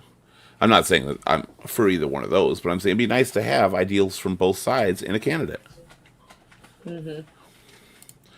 I don't know if I want the answer to this. Hey, what is a peppermint pogo stick with chocolate coating? I gotta go. You've asked this before. He's mentioned something like that before. Drina says, do you think any of them makes change or the circumstances surrounded the planet force change and blame? You list some that you feel may change without being forced is what I'm asking. Some of them that we remember, I'm not saying they were good or bad. I was referring to the fact that they did something that we remember. A lot of times it is circumstances that are surrounding, such as the wars, World War II, the Cold War, which is where we get Reagan in there. And I think that the situation surrounding these presidents is what makes them make a change. It does force them into making a change to a point. But I don't think it has to. You know, the needs that we had existed before the events that they were president during that made them do these whatever they did during that time. They just used it for a reason they could do it. And that's why they remembered. Well, why wait till it gets to that extreme? You know, the wage increase is another example of it. Why wait till it got to the extreme that we need to give so many people more money? We could have worked on this years and years before. We could have made Wages sure. aren't the problem, though. That's not addressing the issue, right? Wages are going to go up, and then the cost of everything's going up, right? Yeah, Wages right. are going up, and we've hit the highest inflation we've seen in years. And Yeah. I'm sorry, I do not buy it's because of COVID. I do not buy that inflation skyrocketed solely because of COVID. I know- partly do. I do know think COVID is had a partly part to responsible. play. I know it has a part to play, but it's not the sole reason why the cost is so high. But here's my thing. COVID had a lot to do with it. But again, if you would have started early and started years before, if you would have treated your employees better, if you would have paid them what they're worth, if you given the incremental raises they deserved when they deserved it, people would not want to go back to their job. They would not want to go back to work. They would see it as a good thing. But right now, people were barely making it. And unfortunately, unemployment and all that shit made them make a lot more money than they were. But it shouldn't have been more. People already should have been making enough to survive to the point where I don't want to go back to that. And I think that is a lot of the reason why these places keep raising what they're hiring in at. Oh, of course. You know, and of course, to do that, you do have to raise your prices. I think it's ridiculous. But if this would have happened slowly over the last 20 years, as it did for the 100 years prior to that, then it would have been a much better situation for us, and people would have already been there. Well, and that's the reason I say the wage doesn't really matter, because Yeah. right when every time wages go up, the cost of living goes up. Right, we get 2% inflation every year. So if people aren't getting 2% more every year, which rarely happens in most places, then they're going to lose money. Well, Right. that's my point. But why is inflation 2%? I don't really have a reason why it's 2% on that. Because Why it's got to have a set number to begin somebody with. decided inflation every year is going to be 2%. Why? Why does something cost more after nothing happens to it? But if you have it, then wages should reflect that. Well, And they again, never did. the wages should reflect it, but the problem is you've got all of these fucking rich assholes up at the top, and they go, I'm making $5 million a year off of these profits, and I can raise money and, raise the price of this because inflation, and then I'm making $7 million, right? So raising people's wages does not affect the biggest issue, which is the fucking greedy ass people up top. Well, no, that is what I'm saying. You know, it is their fault because Well, they yeah, weren't doing what they had to do to begin with, which is take care of it. And people are finally, much as I hate all this shit, I think people are finally noticing that I deserve to be respected in my job. I deserve to make more for my job. I've been treated like shit for years by these companies that didn't value me, and now they're starting to value because they're realizing what they're losing because the way they've treated people don't want to return. People don't want to do shit jobs anymore Well, no. because they were never valued, and they're realizing that now. And it's like these companies should have realized mom and pop stores, they started out, they paid their employees, they gave them raises, they got bigger and bigger, they paid their employees accordingly. They constantly made more money, even though they were expanding, paying employees more money and doing what they had to do till they became bigger corporations. And then when they get to be a corporation, they lose it. And they lose the respect for the people at the bottom. The people at the bottom finally say, you know what, this is bullshit. And that I do believe that's what's happening. Well, and It happened to me with the bar business, for crying out loud. Well, I of course. did that whole thing. Like, I'm not respected. that goes, like, raising wages is one thing, but if you're also raising the price, you end up in this never-ending cycle, right? So if anyone wants to do some sort of reform, the only way I can see it working is having a cap on the highest position in a company. Or And profit say, cap. So as the CEO of a company, you can only make twice as much as your lowest paid employee, or 3 times as much as your lowest paid employee. So if your lowest employee's making $50,000 a year, you're able to make $150,000 a year. That's it. If you want to make more money, that guy's got to make 60, and then you can make 180. I think like similar. It's like a profit cap, where if you hit your profit margin, a certain percentage of your profit margin, by law, by government law, must go to wages. And if you have excess money, like you do in a budget when you're fixing a road, you must disperse that excess money into the wages of your employees who gave you that profit margin to begin with. And you can spend all this in advertising. You can have this little percentage, whatever you want, whether you want to expand to other stores, other businesses. But a percentage of your profits as a company must go towards wages for the people that put you there. And it doesn't.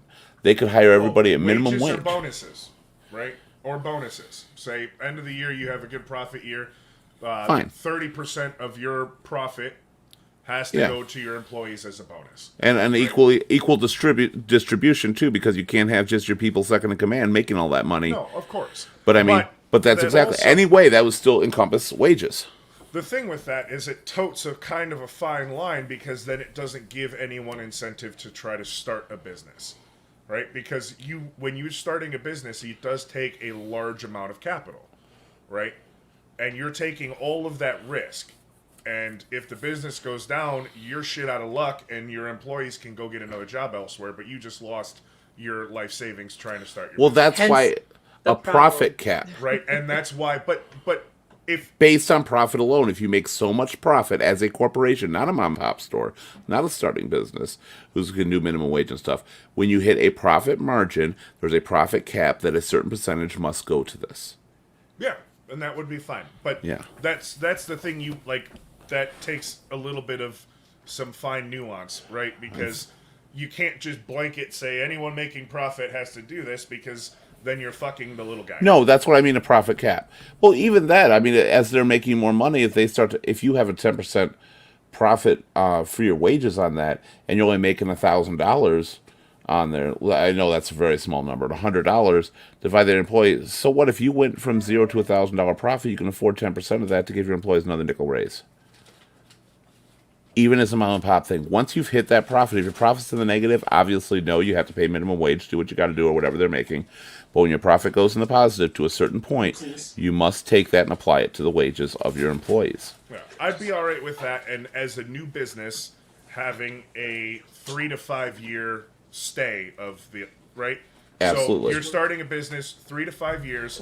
All of the profit you get to keep to yourself and reinvest wherever you see fit. No. But after that 3 to 5 year mark, any Keith- profits have to be shared. I agree. Right. I do agree with that. That's what I think should. It's never going to happen, at least not I can No. see in the foreseeable future. But it should be. If you want to solve shit and you want to get this, this should have been tackled a long time ago. Go back to the comments here. Thrasher says they claim that unemployment is an all-time low since the '60s. That's what fascinates me about everybody not having employees right now. Yet unemployment is at an all-time low since then. I don't get that. I don't understand. That's why I think a lot of these businesses are taking advantage, because, like I said before, these businesses, many businesses, are still getting cuts and breaks from the government for not being able to perform business as usual. I, yeah, I find that hard to believe that unemployment is at an all-time low. It's. And who's I mean, they? every Who's source they? that I, As in every they source, claim.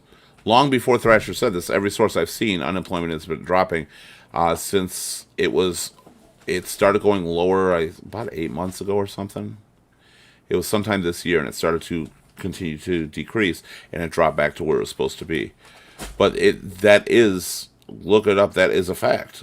No matter what source you look at, unemployment is dropping. As long as it's not Fox or DemocratSuck.com, that's what you're going to find. Bill's back with Linda. You need to lower your Hang on. camera. I know I'm gonna fix my. Oh. I think he's happy now. He's happy now. Yeah. And Drina's here. Let's talk to Drina. Atlanta says, or Thrasher says, I'll find you a source if you want. That is the link. It'll be in the chat for you if you want U.S. News articles. Drina says, do you feel we're running behind the planet concerning COVID? I ask because World Health Organization, has information way ahead of our actions. Do you think it's because of our current administration? Just asking. Well, I mean, I'll give it to Anthony first, because Anthony is usually in on some of this. What do you think about that? I have my own opinion, but What is that? Running behind the planet. Thrasher's giving you a few links in the chat, by the way, if you want to check them later.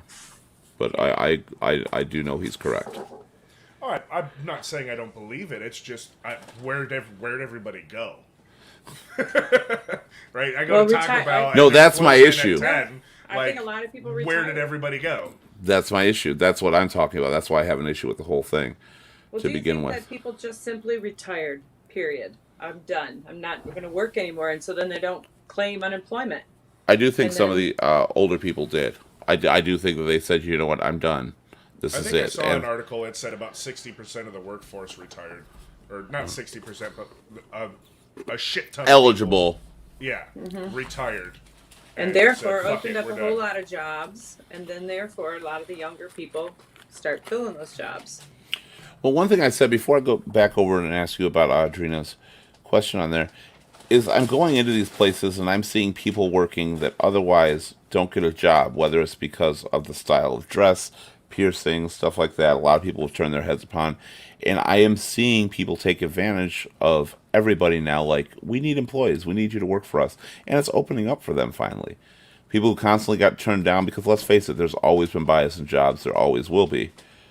But I do think it's getting to the point, like, we need to give these people a shot. We turned down way too many people. All right, all the sources there. Go back to Drina's question. She asked, do you think we're running behind the planet concerning COVID? She asked, because the World Health Organization information way ahead of our actions. Do you think it's because of our current administration? Just asking. And I was letting Anthony hit this one first.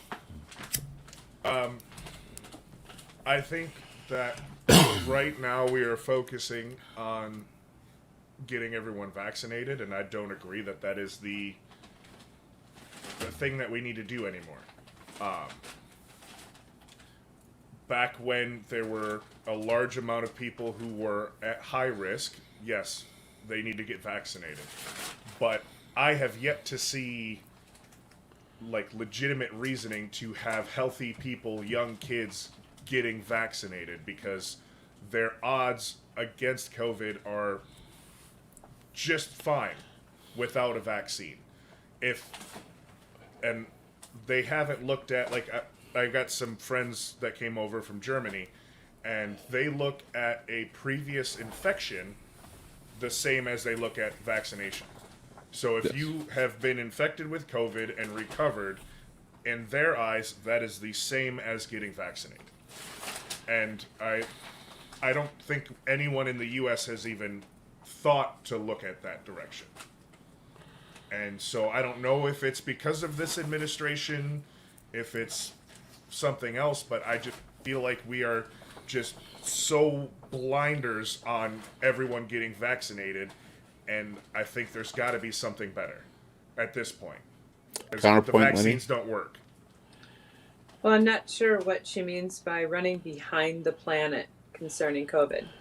What she's saying is that we're behind everybody else, other countries and stuff like that, as far as getting better and getting our numbers down and stuff. And we're still getting them down, but that's what she's referring to, that other countries are doing better than us. And I do feel we should get to a point of herd immunity, whether it be vaccine slash COVID. But the problem is our hospitals are being bombarded, especially Michigan right now. We are a huge hot spot, and our hospitals can't handle it. Then you have our healthcare workers that are being run to the ground, and that's not fair. I And will all say, for what? You know, we could prevent it if more people got vaccinated. We could I prevent a agree. lot of that. I agree with what you're saying, and I will say, going into the hospitals, I've been in quite a few times recently, and yeah, there's been everybody was in agreement with the stress they're dealing with COVID patients right now. That they are coming in, they are in great numbers. I mean, everybody reads like, I know this nurse never had anything. Well, in the hospitals, a lot of them are agreeing with that. So I see that, but I'm on Anthony's side. I think there's got to be a point here where you stop pushing everybody needs to get vaccinated because they're not going to. Right. And put it in the hands of your doctors, your pharmacists, Walgreens and stuff. When you go in, just like getting a pneumonia shot or anything, hey, we'll do your vaccination here. I think more people would be vaccinated if the government wasn't shoving it down their throat that that's what they must do. I do think there's other people that would say, hey, that's probably a good idea if the government was involved, because people think left, right. And it's all based on what somebody says and whether it's they're trying to control us or whatever. If it was left in the hands of doctors and pharmacies, I think more people would get the vaccination. Well, and I don't think there's been enough of a discussion explaining why you need to get a vaccine if you've had COVID, right? Most of the discussion and most of the thing here about the vaccine is get it or you're a horrible person.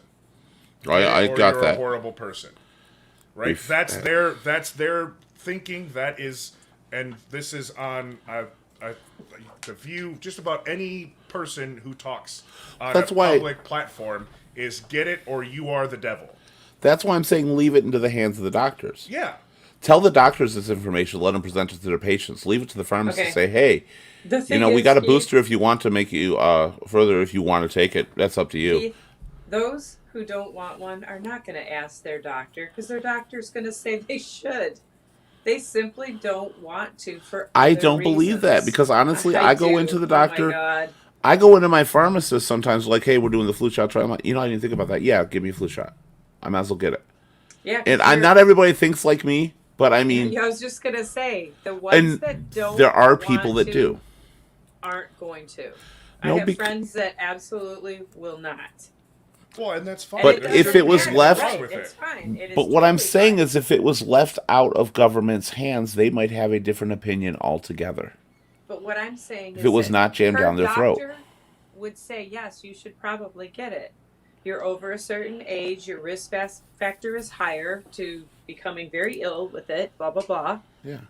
And she's still not going to get it. You'll get those people. That's just like your regular vaccinations or people who don't And get the flu why? shot because they just don't want You to. want to know why? The news sources she's watching, and most of it is online. That is precisely what I was saying. It is government. But the other news sources aren't any better because No, they're I'm not just giving saying, you they're- anything, they're right? Mhm. They're their saying friends. That's Yeah. Facebook. I'm not going to get it because Yeah. whatever. The reality is if we all don't do it, it's not going away. it's still It doesn't not going have to away go if we away. get It's it. got to be under control. It's got to be under control. It's not going. We're going to be in this hell of purgatory for a very long period of time. So unless you know we what? all do our part. As Whether much it as- be wearing masks. Okay. As here's the much next as I part. hate to say it, no, just let them go. Don't get vaccinated. That's fine. We're going to keep researching and see if we can come up with something else that people will be I able to don't- do they're not yeah. afraid of. Give us some time. We've got over half of the country vaccinated. That's fine. We've made progress. Let's work on something better right now. These people are not going to take the shot. So leave people alone for a change. Well, because now it just feels like it's a money grab, Yeah. right? And I got my vaccine, right? So I'm not. I've said fuck it and got it. But I'm still. Before I got mine, I've read all 3 of the EUAs and looked at the studies, right? And looked at the numbers, and it took me some time because I'm not the smartest person, but I can decipher information. And they're all just as good as the other, right? They're all just about the same efficacy. And there's not that big of a difference between the vaccine and unvaccinated on the papers themselves, right? Based on the data that they submitted for EUA, there was a very small difference. I'm going to highly disagree, but I do not want to get into this argument right now on that I'm one. just Wait. that's Why do you highly disagree? That there's Why not do a big highly difference. disagree? That there's not a big difference in it. That's why I said I in don't. a vaccine versus someone that had COVID and has antibodies? no. Yeah. I'm saying from the EUA No. paperwork, Oh, right? I'm The just- EUA paperwork.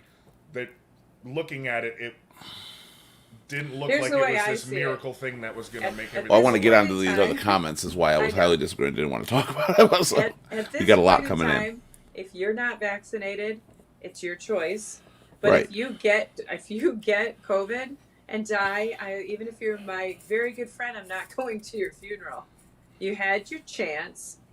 God gave us a vaccine. If you're religious, you know, it's That's what like, I'm saying. if Let it that's go. What you don't want to do, Right. don't do it. But if you get it, you had the opportunity to not get as sick. You have the chance to be protected as best as we can do at this Right. moment. So that's what. So it What doesn't I- hurt to do it, but it should be out of people. It should just be Yeah. let go. Do it if you're going to do it. If you're not, because nobody's going to change their mind at this point. Everybody's pretty much decided for a while.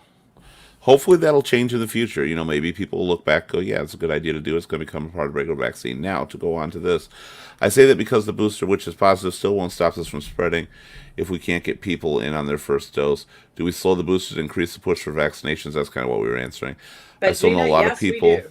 We who push isn't those. comfortable with any shot and now boosting it up. I think boosters was a bad idea to say that people needed boosters. I don't. You want to know why? Because the people that need those boosters are the ones that are older that don't have the same immune systems. I think anyone that wants a booster that might have Right. asthma, might have cancer, might be older, that their immune That- system, they need to be able to have that. That's Period. But that's again where I think it should be in the hands of their doctors and to explain this to them, because even It though should be available to anyone that wants it. right, and I would be more comfortable personally if a doctor said, "Hey, this is a good idea. Hey, you could use this." If my doctor, because most people really do trust their doctor. So if that happened and government had never been involved or sided politics was ever involved, it'd be more appropriate to say, hey, we've got boosters if you want to be sure. Do you want to take a booster? Yes, no, it's your choice. And a doctor explaining to him might make you believe it more. That's where I'm thinking on that.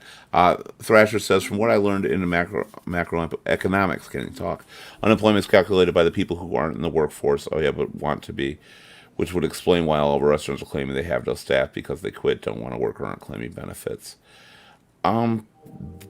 I didn't know that. If that's actually the full calculation of it, it's just who want to. I was pretty sure it was based on the number of people who are between certain ages that could work that are not working. That's what I thought the numbers were based on. You might be right on that. I definitely I thought didn't it was know. based on who's claiming benefits. Yeah. That was what I thought too, but I'm not sure either. He says he may be wrong about that. It's been a few years since the class. So I'm not really sure. That would definitely make a difference in those numbers. Linda did not move her camera down. She did lift her body up. You must have missed it. You missed Larry it. says, who I'm pretty sure is Thrasher here. She threw it down about 45 minutes. Oh, yeah, from the camera. Yep, that was true. Good. Sorry. Bill agrees hospitals are packed and people are afraid to go in because the virus is in there, and that's true. A lot of people won't. And they're taking extra precautions, like a few places are, which, as a hospital, I believe you should. Drina says, I have a friend that's a nurse who went through emergency with her husband and was left in the hallway waiting for COVID test. It wasn't COVID, and after being admitted and moved again to a different one, the nurses walked off. What can we do to keep nurses working? Pay shouldn't be an option. More pay doesn't mean better care. I agree Get with that. vaccinated and have less people in the hospital. There goes Lenny. Get vaccinated. That's it. I am That's what you should do. serious. Get vaccinated and have less people in the hospital. Get COVID and not get as sick. I don't know about your friend, Drina. She obviously went through something different. most of the people I've talked to in the hospital who've been working, they've been fine. They've been treated very well. They like what they're doing. They know that it's stressful, it's working, but they have been really well taken care of. They don't want to quit. They like the fact they're still helping people. That may be a case with some of them. I have not met any of them personally, but some, I guess it also depends on whether the hospitals care or not. Like there's certain hospitals around here, I do know one particularly at down in the Hazel Park, Warren area, that they just don't care. And those are the ones the nurses don't want to work at and want to get out of. But most of them out here, I think there's a lot of that are in it for the right reason because of their passion and they love helping people. And honestly, if we lost some of the ones that don't have that passion and gained the ones that do, I wouldn't be that upset. Personally, I don't know about you guys. What do you think? Well, I don't think we can afford to lose anywhere right now. Well, clearly we have to be able to because hospitals are getting rid of a percentage of their staff because they don't want to get vaccinated. And is that the reason why hospitals are overwhelmed? Is because they don't have the staff to maintain the patient count? Or is it No. truly because of only COVID, right? I understand COVID we've got a lot of cases right now, but I'm sure there are some hospitals that if you get rid of 30% of your staff, your threshold of what you can intake drops 30%. So you're going to be overwhelmed a lot quicker than if you had all of your staff. Yeah. And But they were overwhelmed before. I don't think there's a problem with forcing vaccinations upon your employees in a hospital or certain procedures on it. Well, I do think there are certain jobs where I get it because you don't, if you're a nurse, you're visiting hundreds and hundreds of patients. with COVID. And if we know that, and but- if we know a vaccine helps prevent, regardless of time frame, but helps prevent the spread and the infection, which it It's does. not proven to prevent the spread, though. It's proven to stop you from getting No, as it sick. is proven. It No, is no, no, proven no. to It is. that is false information. It's totally proven. It You're is. looking for proof that you don't spread it instead of the proof that It's the not time frame saying to that you spread it is can't shrunk to spread it. almost nothing. But your That's chances the of difference. spreading it are a lot smaller than someone that's not Yeah. vaccinated. During That your are contagious huge. period, you can spread it just as easily as if you're not vaccinated. But that contagious period is It's so smaller. minute that you're less likely to spread it at all. That's That's first what I'm the point hearing is. of that. That's exactly that's why it doesn't spread. It's like the common cold. The gestation still period is so spreads. small. But that's why they're saying it controls the spread. It brings it down. It doesn't spread as easily. It's because the actual period where you are contagious with the virus the window is small. So you don't. That's how the vaccines are helping. But with any virus, if you are, vaccinated against the current strand of flu on there, you'll still get that flu. Your body will fight it quickly. You'll never see no symptoms. But there is still a window with that flu where you can give that flu to someone else. And you're not going to shed, right? You're not going to shed the virus. Yeah, and that's the same with the virus. It's still just a very small window. Most people who are vaccinated against the flu never have symptoms. They hardly know when they can spread it. They might spread it to a person or something, but it goes by, their body fights it, it's gone. A person with COVID who is not vaccinated has a long period of being able to pass that to other people. That's what the vaccine changes. That's the first I'm hearing that. I've yet to see anything that states that. I was just. So I I'm was not. just I'm not reading trying to this, call too. you a liar. No, I know. But I'm just saying that's the first I've heard that. I've Well, yet people- to see And then the other anything that Well, the states other part that too or any is study the that shows that. the incubation period. I was just reading this today. The incubation period for COVID, and I think the Delta, I don't know about this new one, is like 3 to 5 days of when you start getting symptoms. Is that Right. accurate? I think that was That's I what accurate. think think it's, yeah. Up to 14 days. So you are actually, and here's the thing, if you're not vaccinated, so from that 3 to 5 days initial start, you start getting sicker and sicker and sicker. All that time you are shedding the virus. The sicker you are, the more virus you're shedding is my guess. Is that accurate? Yes. So Well, if you're yeah, because of not as fluids and sick, stuff, yeah. you're not coughing as much, you're not sneezing as much, you're not runny nosing as much. you're not going to be spewing it out into the public, into the air. I don't know. But based on that logic, if you're not sick, then why do you need to wear a mask? That I wear a mask because other people are sick and not wearing And it's masks. extra protection. It's honestly, but I'm just protection saying- of but these breathing are- in the air. that like I have to said, walk people through got to get public. off of the whole forcing people to wear masks. We've got to let this stuff subside a little bit. If people choose to, they should have that choice now. Well, I think in public places, no, they don't get that choice. I think there are Outside public certain places. Certain public places, like I hate when I see unmasked my kids. Well, you have a choice. Don't send them to school if you don't want them to wear a mask. It's a public place. Go to a private school that doesn't require masks. It's a public place. It's a government-ran public place. So if masks are supposed to be there, I didn't send my kid to school last year when he could have because I knew he wouldn't wear a mask. I don't And I understand. didn't want him to get sick or give it. I don't. Now- I don't get why that is an argument more than a respect of precautions. With It's that. just silly to me. Like, If that, it- argue why wear a mask if you're not going to get sick. I have a problem with that because I just call it respect of being cautious, being careful. That's why I do it when I wear a mask certain places. I don't wear it most places anymore. I've gone down on that. Certain places I do wear a mask. But it's just to be kind and cautious. And in case I got it from somebody at the bar, I'm not going to spread it before I know it. Mm-hmm. And hopefully that gestation period is going to be so small that before I am fully contagious, my body will have fought that virus off. It may last into a little bit longer before my body fights it off, which is your contagious period, which is your chance increase of spreading it. But I think it's just being kind. That's why I said people got to get off forcing people to do it. But the argument shouldn't be, then why do it if you got vaccinated? Because it's not a big inconvenience. Honestly, no matter how much people argue, it's not a big inconvenience to do if you want to just be kind and try to be cautious. Bill says being under control is not the best thing. It needs to be eradicated and keep mutating. You saw Outbreak, dude.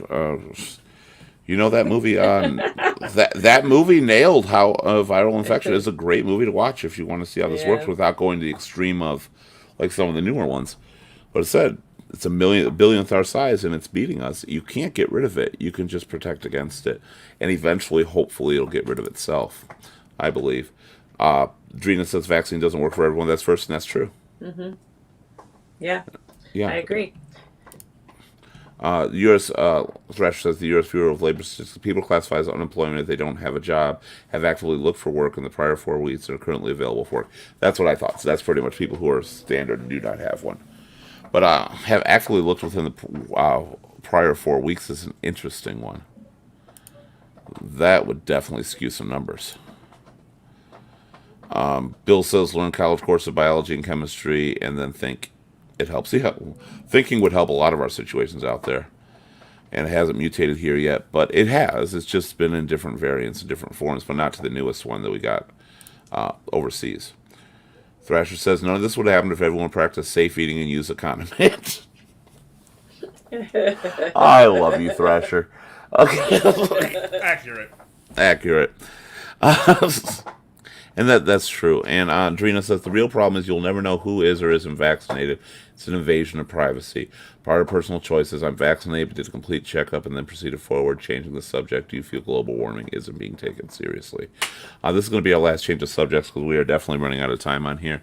I agree with you. I don't think you should have to necessarily... I think vaccines are a little bit different. I think there's nothing wrong with showing you are vaccinated. Okay, because that is a protection of not something you had. But saying you were cured of HIV or you've got that under control or you have herpes, those are things that are bad things you don't want to spread, that are the reason the laws were prevented for an invasion of privacy, that you don't want that. You don't want to have to tell people about that. But as far as this is a protection vaccine. It's not because you got it or did something wrong. But it depends on the job.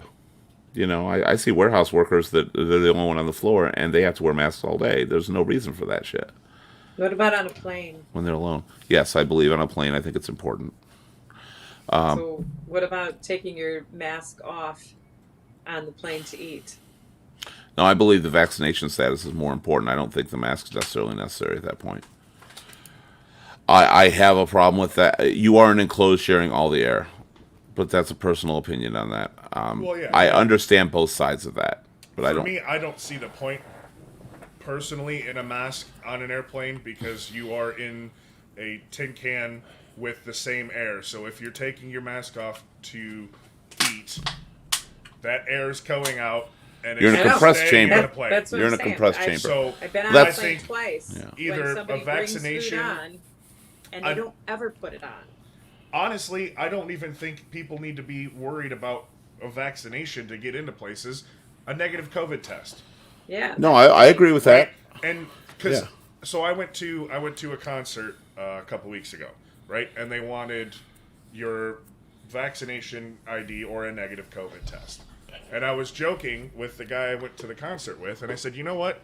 The stupid thing is, I could have COVID right now, Right. but because I have my vaccine card, I'm able to walk into this concert, no mask, and do whatever I want.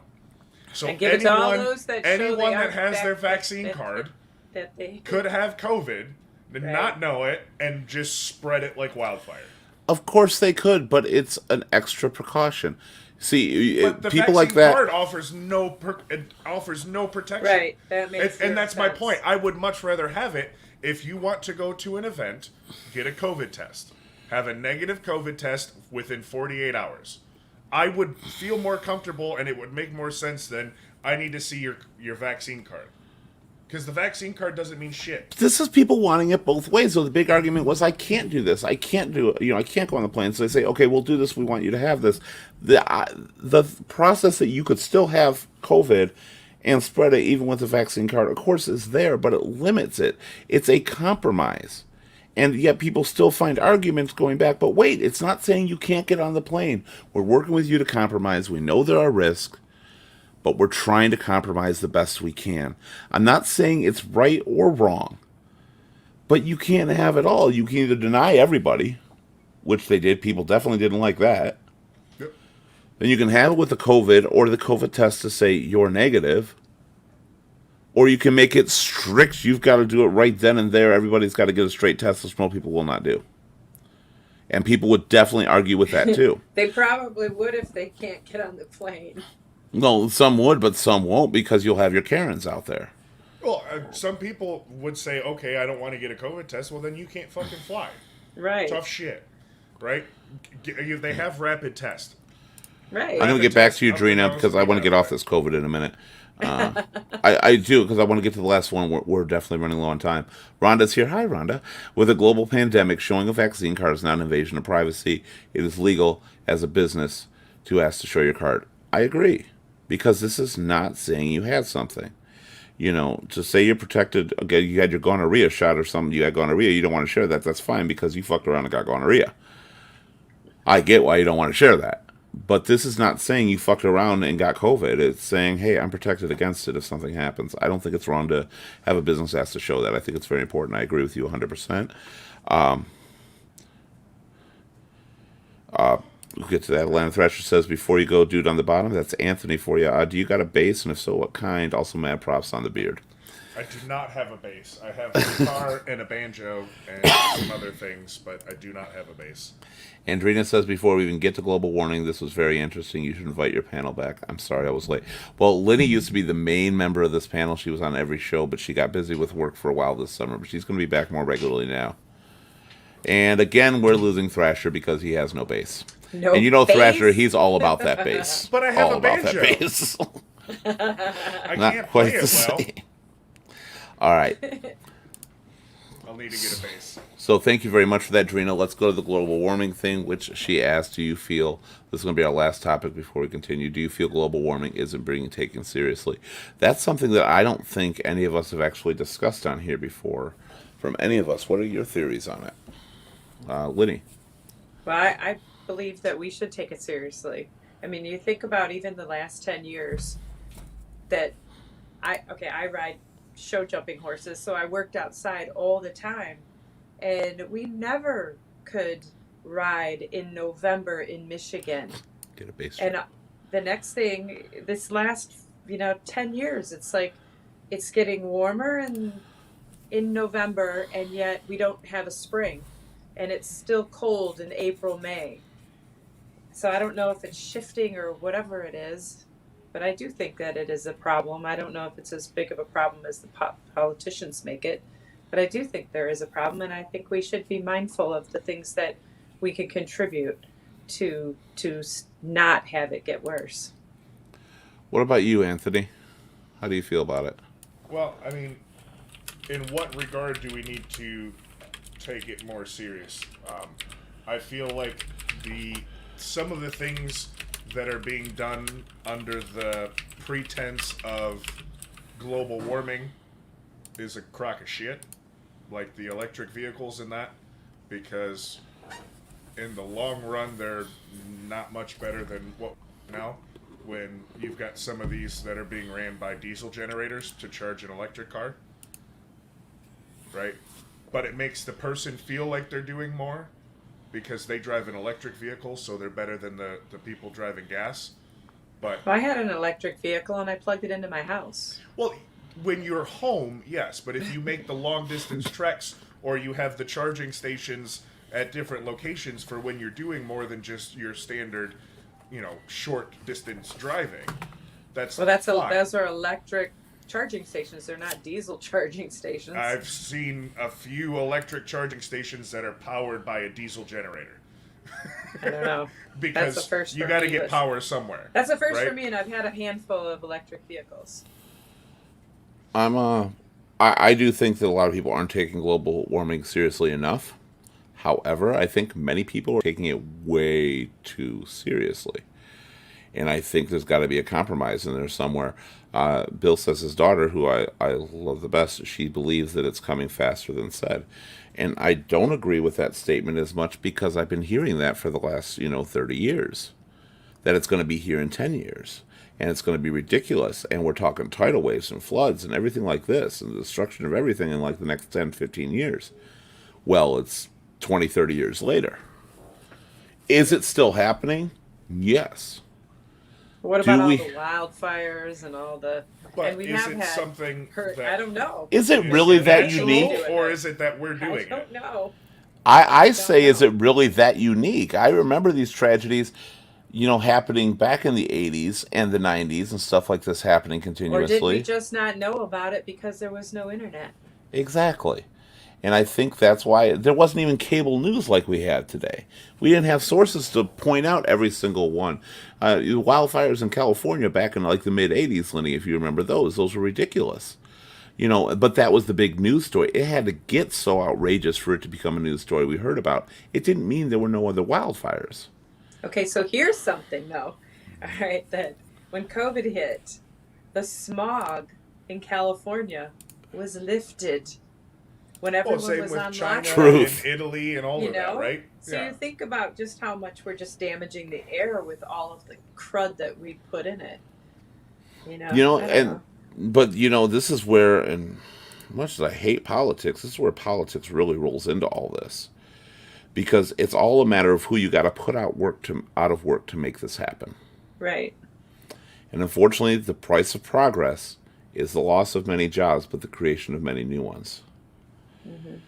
And that's what people won't allow. And that every time we try to do something that takes away from like the natural fuel sources, petroleum, gasoline, and all that, it creates an uproar because the people are being put out of jobs because of it. Well, if we want to switch over, they've got to be put out of jobs.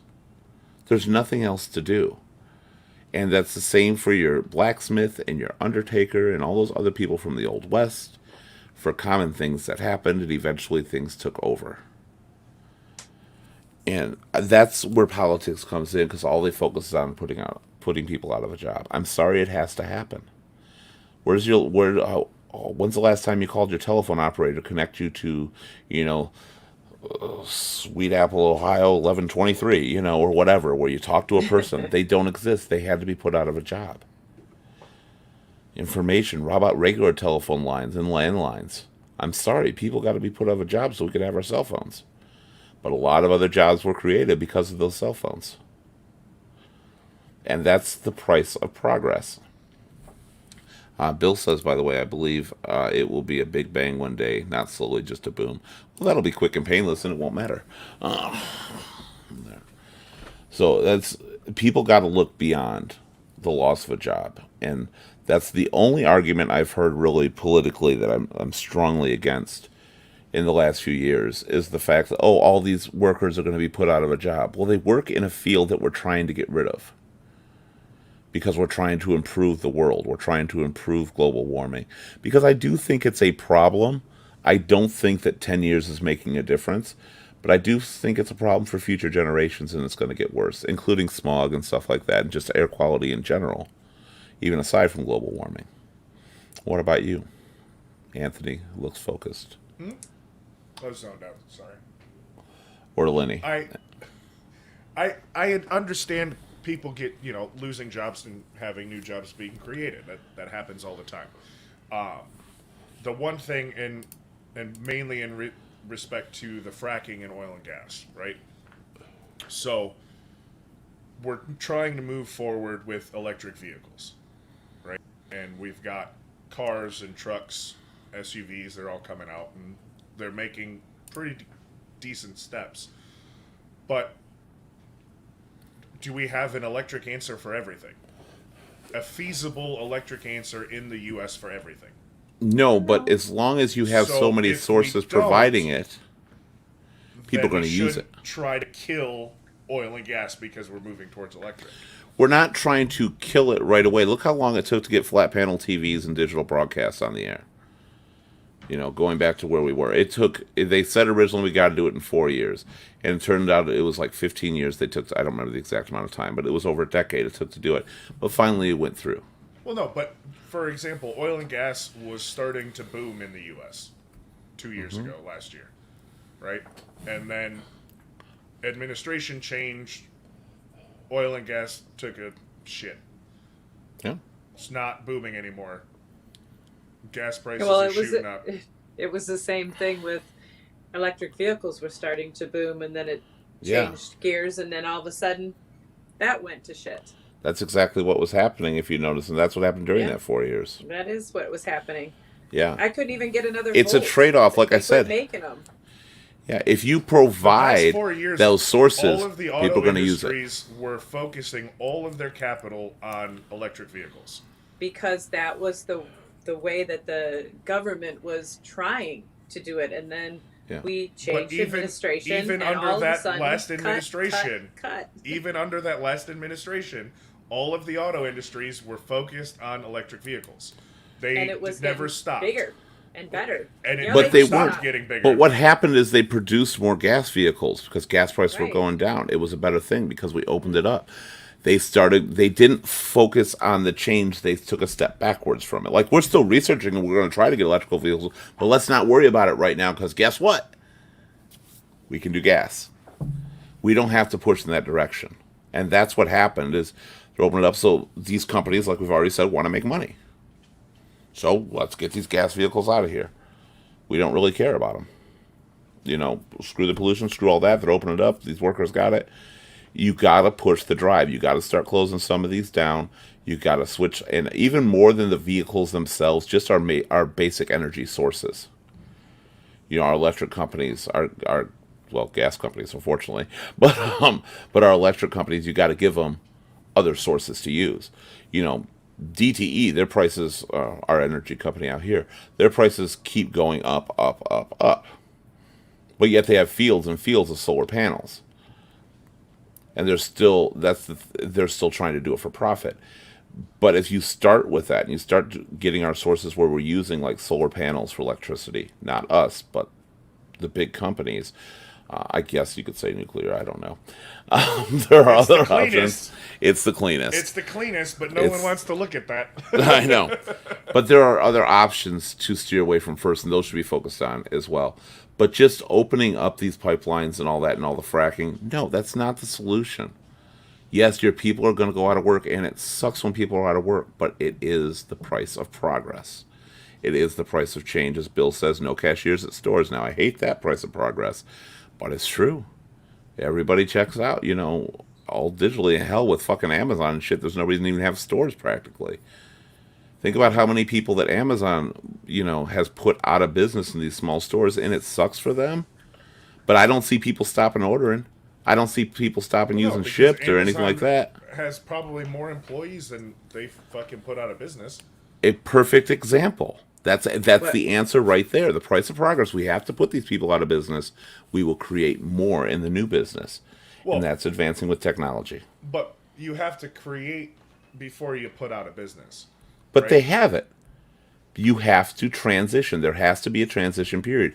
Because what's going to happen, you can't create and then say, okay, every single fuel source out there is shut down. No, you slowly have to replace them. Whether you take one pipeline, replace it with something that is clean energy. And you're going to have to do it bit by bit until eventually that the ones who are the natural gas and the fracking and all that stuff are the minority. And they're going to be pushed out of business. And they're going to be pushed away because people are turning to clean air. And that is how progress works. Personally, that's my opinion. I don't know if Lenny agrees or not, but that is my opinion. I do think it's a price we got to pay. We've done it with so many other things, but again, it's just buzzwords. It was the big thing was the buzzwords of all the people being put out of a job, Well, yeah. and that's what made people so weary instead of realizing, hey, this is part of change. Either Well, and way, it's a shitty fucking form of progress when the normal person, the average Joe, has to pay double in gas while this progress is happening. we did it before. I'm sorry, gas has gone up and gas has gone down during every administration. It went And way that's low called under supply Obama. and It went up demand. under Obama. Well, yeah, but when we're locally sourcing and oil and gas is booming in the U.S. and we can have our own independent supply, then we're not reliant on other worlds to give us gas and oil, right? I don't know. I don't hear people complaining that their cell phone bills and the cost of cell phones is way outweighs the cost of a landline. We paid more for that and don't complain about it at all.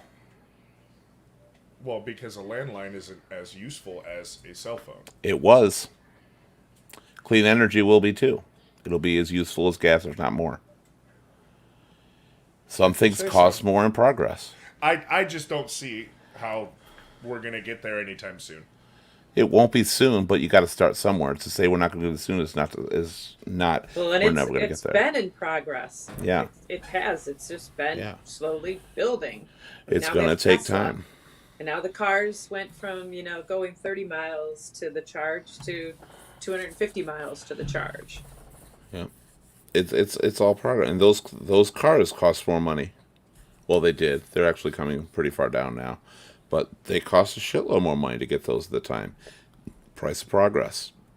People are willing to pay that for the electrical car and stuff like that. Well, you can deal with gas because it becomes a more rare commodity. And it is not the first time. No administration had anything to do with it. Gas has gone up and down repeatedly all the time. I am not saying that there was not a small thing to do with it in one way or another, but they did not.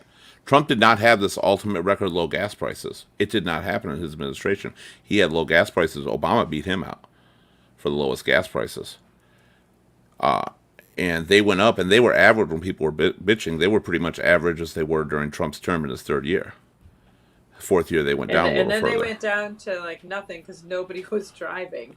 Yeah, and that's what And then people they are went forgetting. up again. Yeah, they went. It got Nailed really it. low because no one was driving. It's supply and demand. It stayed Then pretty all of a consistent sudden- the past 4 years. It never No, really it dropped. has not. No, it hasn't. It No, it has has definitely not. gone up and down. Look, I did a lot of this when I was arguing with a friend from the bar about it. I printed out all the sheets on that. It's definitely fluctuated quite a bit, more than $1.50 up and down. And when COVID Yeah. hit, it got cheap, really cheap. And Yeah. then as soon as people started, getting back out there, gas went up again. And you'll always notice that gas always goes up around the holidays Oh, yeah. because That's they what nobody just was do getting. that. I'm like, they do it because everybody's going to use it to travel. yeah. Exactly. All right, Whatever, well, but- once again, Jimmy Carter. All right, nice Jimmy nice Carter. finish on there. All right, so I appreciate everybody being here. This was a very informed, good, long conversation that we had. Special thanks, of course, to everybody on the panel and our chat. Rhonda, Thrasher, great having you on. Drina, it's always good to see you. Bill, you're amazing. Everybody that was on here through the chat, that was awesome. Thank you very much for being here. The show is nothing without you. And again, you pick those topics, we're going to roll with them because that's just what we do. We're here to talk about anything you're dealing with, no matter how deep, no matter how heavy. We're here for you. And if you just want to be lighthearted, we can do that too. We're just a group of friends that likes to talk to people who aren't afraid of being ourselves, right? Yeah. Well, Anthony maybe a little bit. Right. We should, in theory, be on here on Wednesday for another show. Again, we're not really picking the topic in advance. We're trying to find a way to kind of mediate having an open forum and a topic at the same time, because it just doesn't work when we can't get some of the panelists on who are specialists in that topic, and we don't want to cancel the show because of it. So we will definitely have topics to talk about on Wednesday. We will be back here for that. Love having you here. Join us every Sunday for our open forum. You can always talk to us anytime, too, just by going to our Facebook and just messaging us, or you can go to our website. You can message us anonymously or join our social network at earshouldervoice.com, and we'll be there for that too. All right, thank you guys for being here. Thank you, Lenny. Thank you, everybody. It was fantastic. You all have a great night, and we'll talk to you later. We love Bye. you. Ear Shoulder Voice forever. And Woot from the Atlanta Thrasher.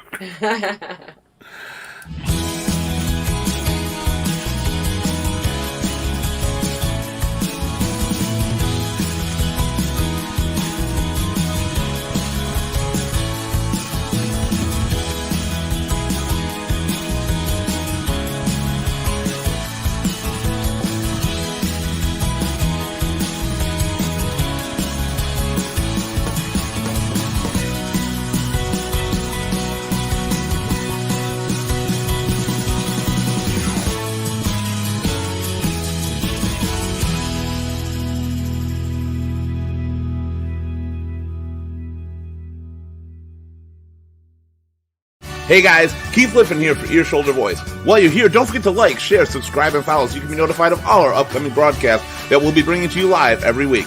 Or head on over to our brand new social network and website, earshouldervoice.com, where you can be notified of all our show schedules, suggest new topics, join others like you in a judgment-free zone, or be a guest panelist yourself. And that was the show. How was? Have you done an open forum before, Lenny? We started them in February. I think maybe one. See, I told you our chat panel really drives the conversation quite a bit, and it's worked out really well for a lot of shows. And I think it brings more people in, not having just a set topic they might not have anything to do with, but we're still going to have set topics, just not as scheduled in advance or as far in advance. Like, we'll just do a show. If we got topics, we'll include them. If we have a special one we want to do coming up, we'll do that as well. But Sundays are always open, just talking about, shit throughout the week. And Wednesdays are going to try to be more focused on particular topics. We'll just decide that based on what's going on. But it's good having you back. So good having you back, Lenny. It was fun. We've missed you. We have missed you. You too. You are a driving force in this. You are. Your conversation is great. Your questions are great. And Anthony, I'm just an asshole. Yeah.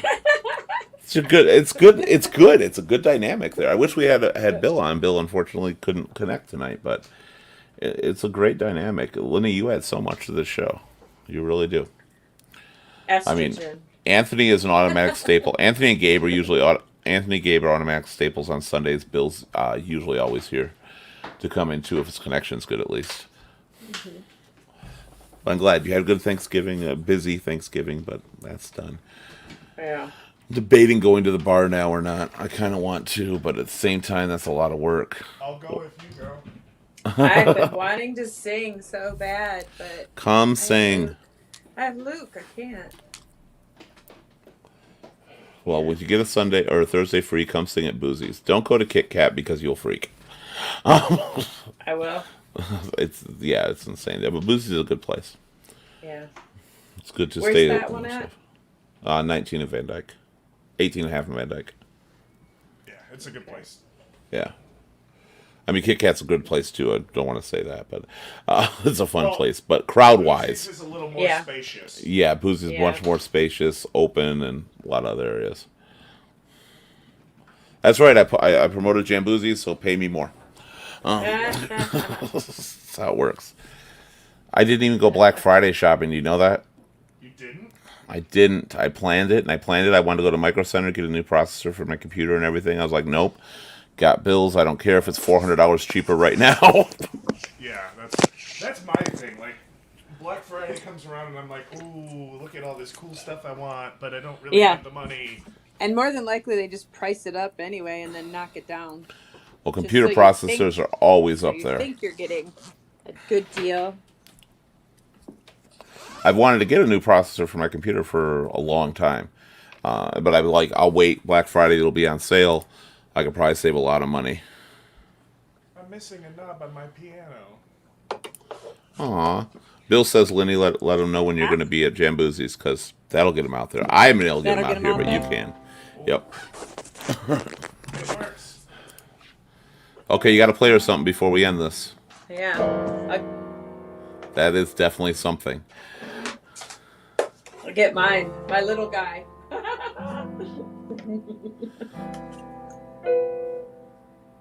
See? Hang on.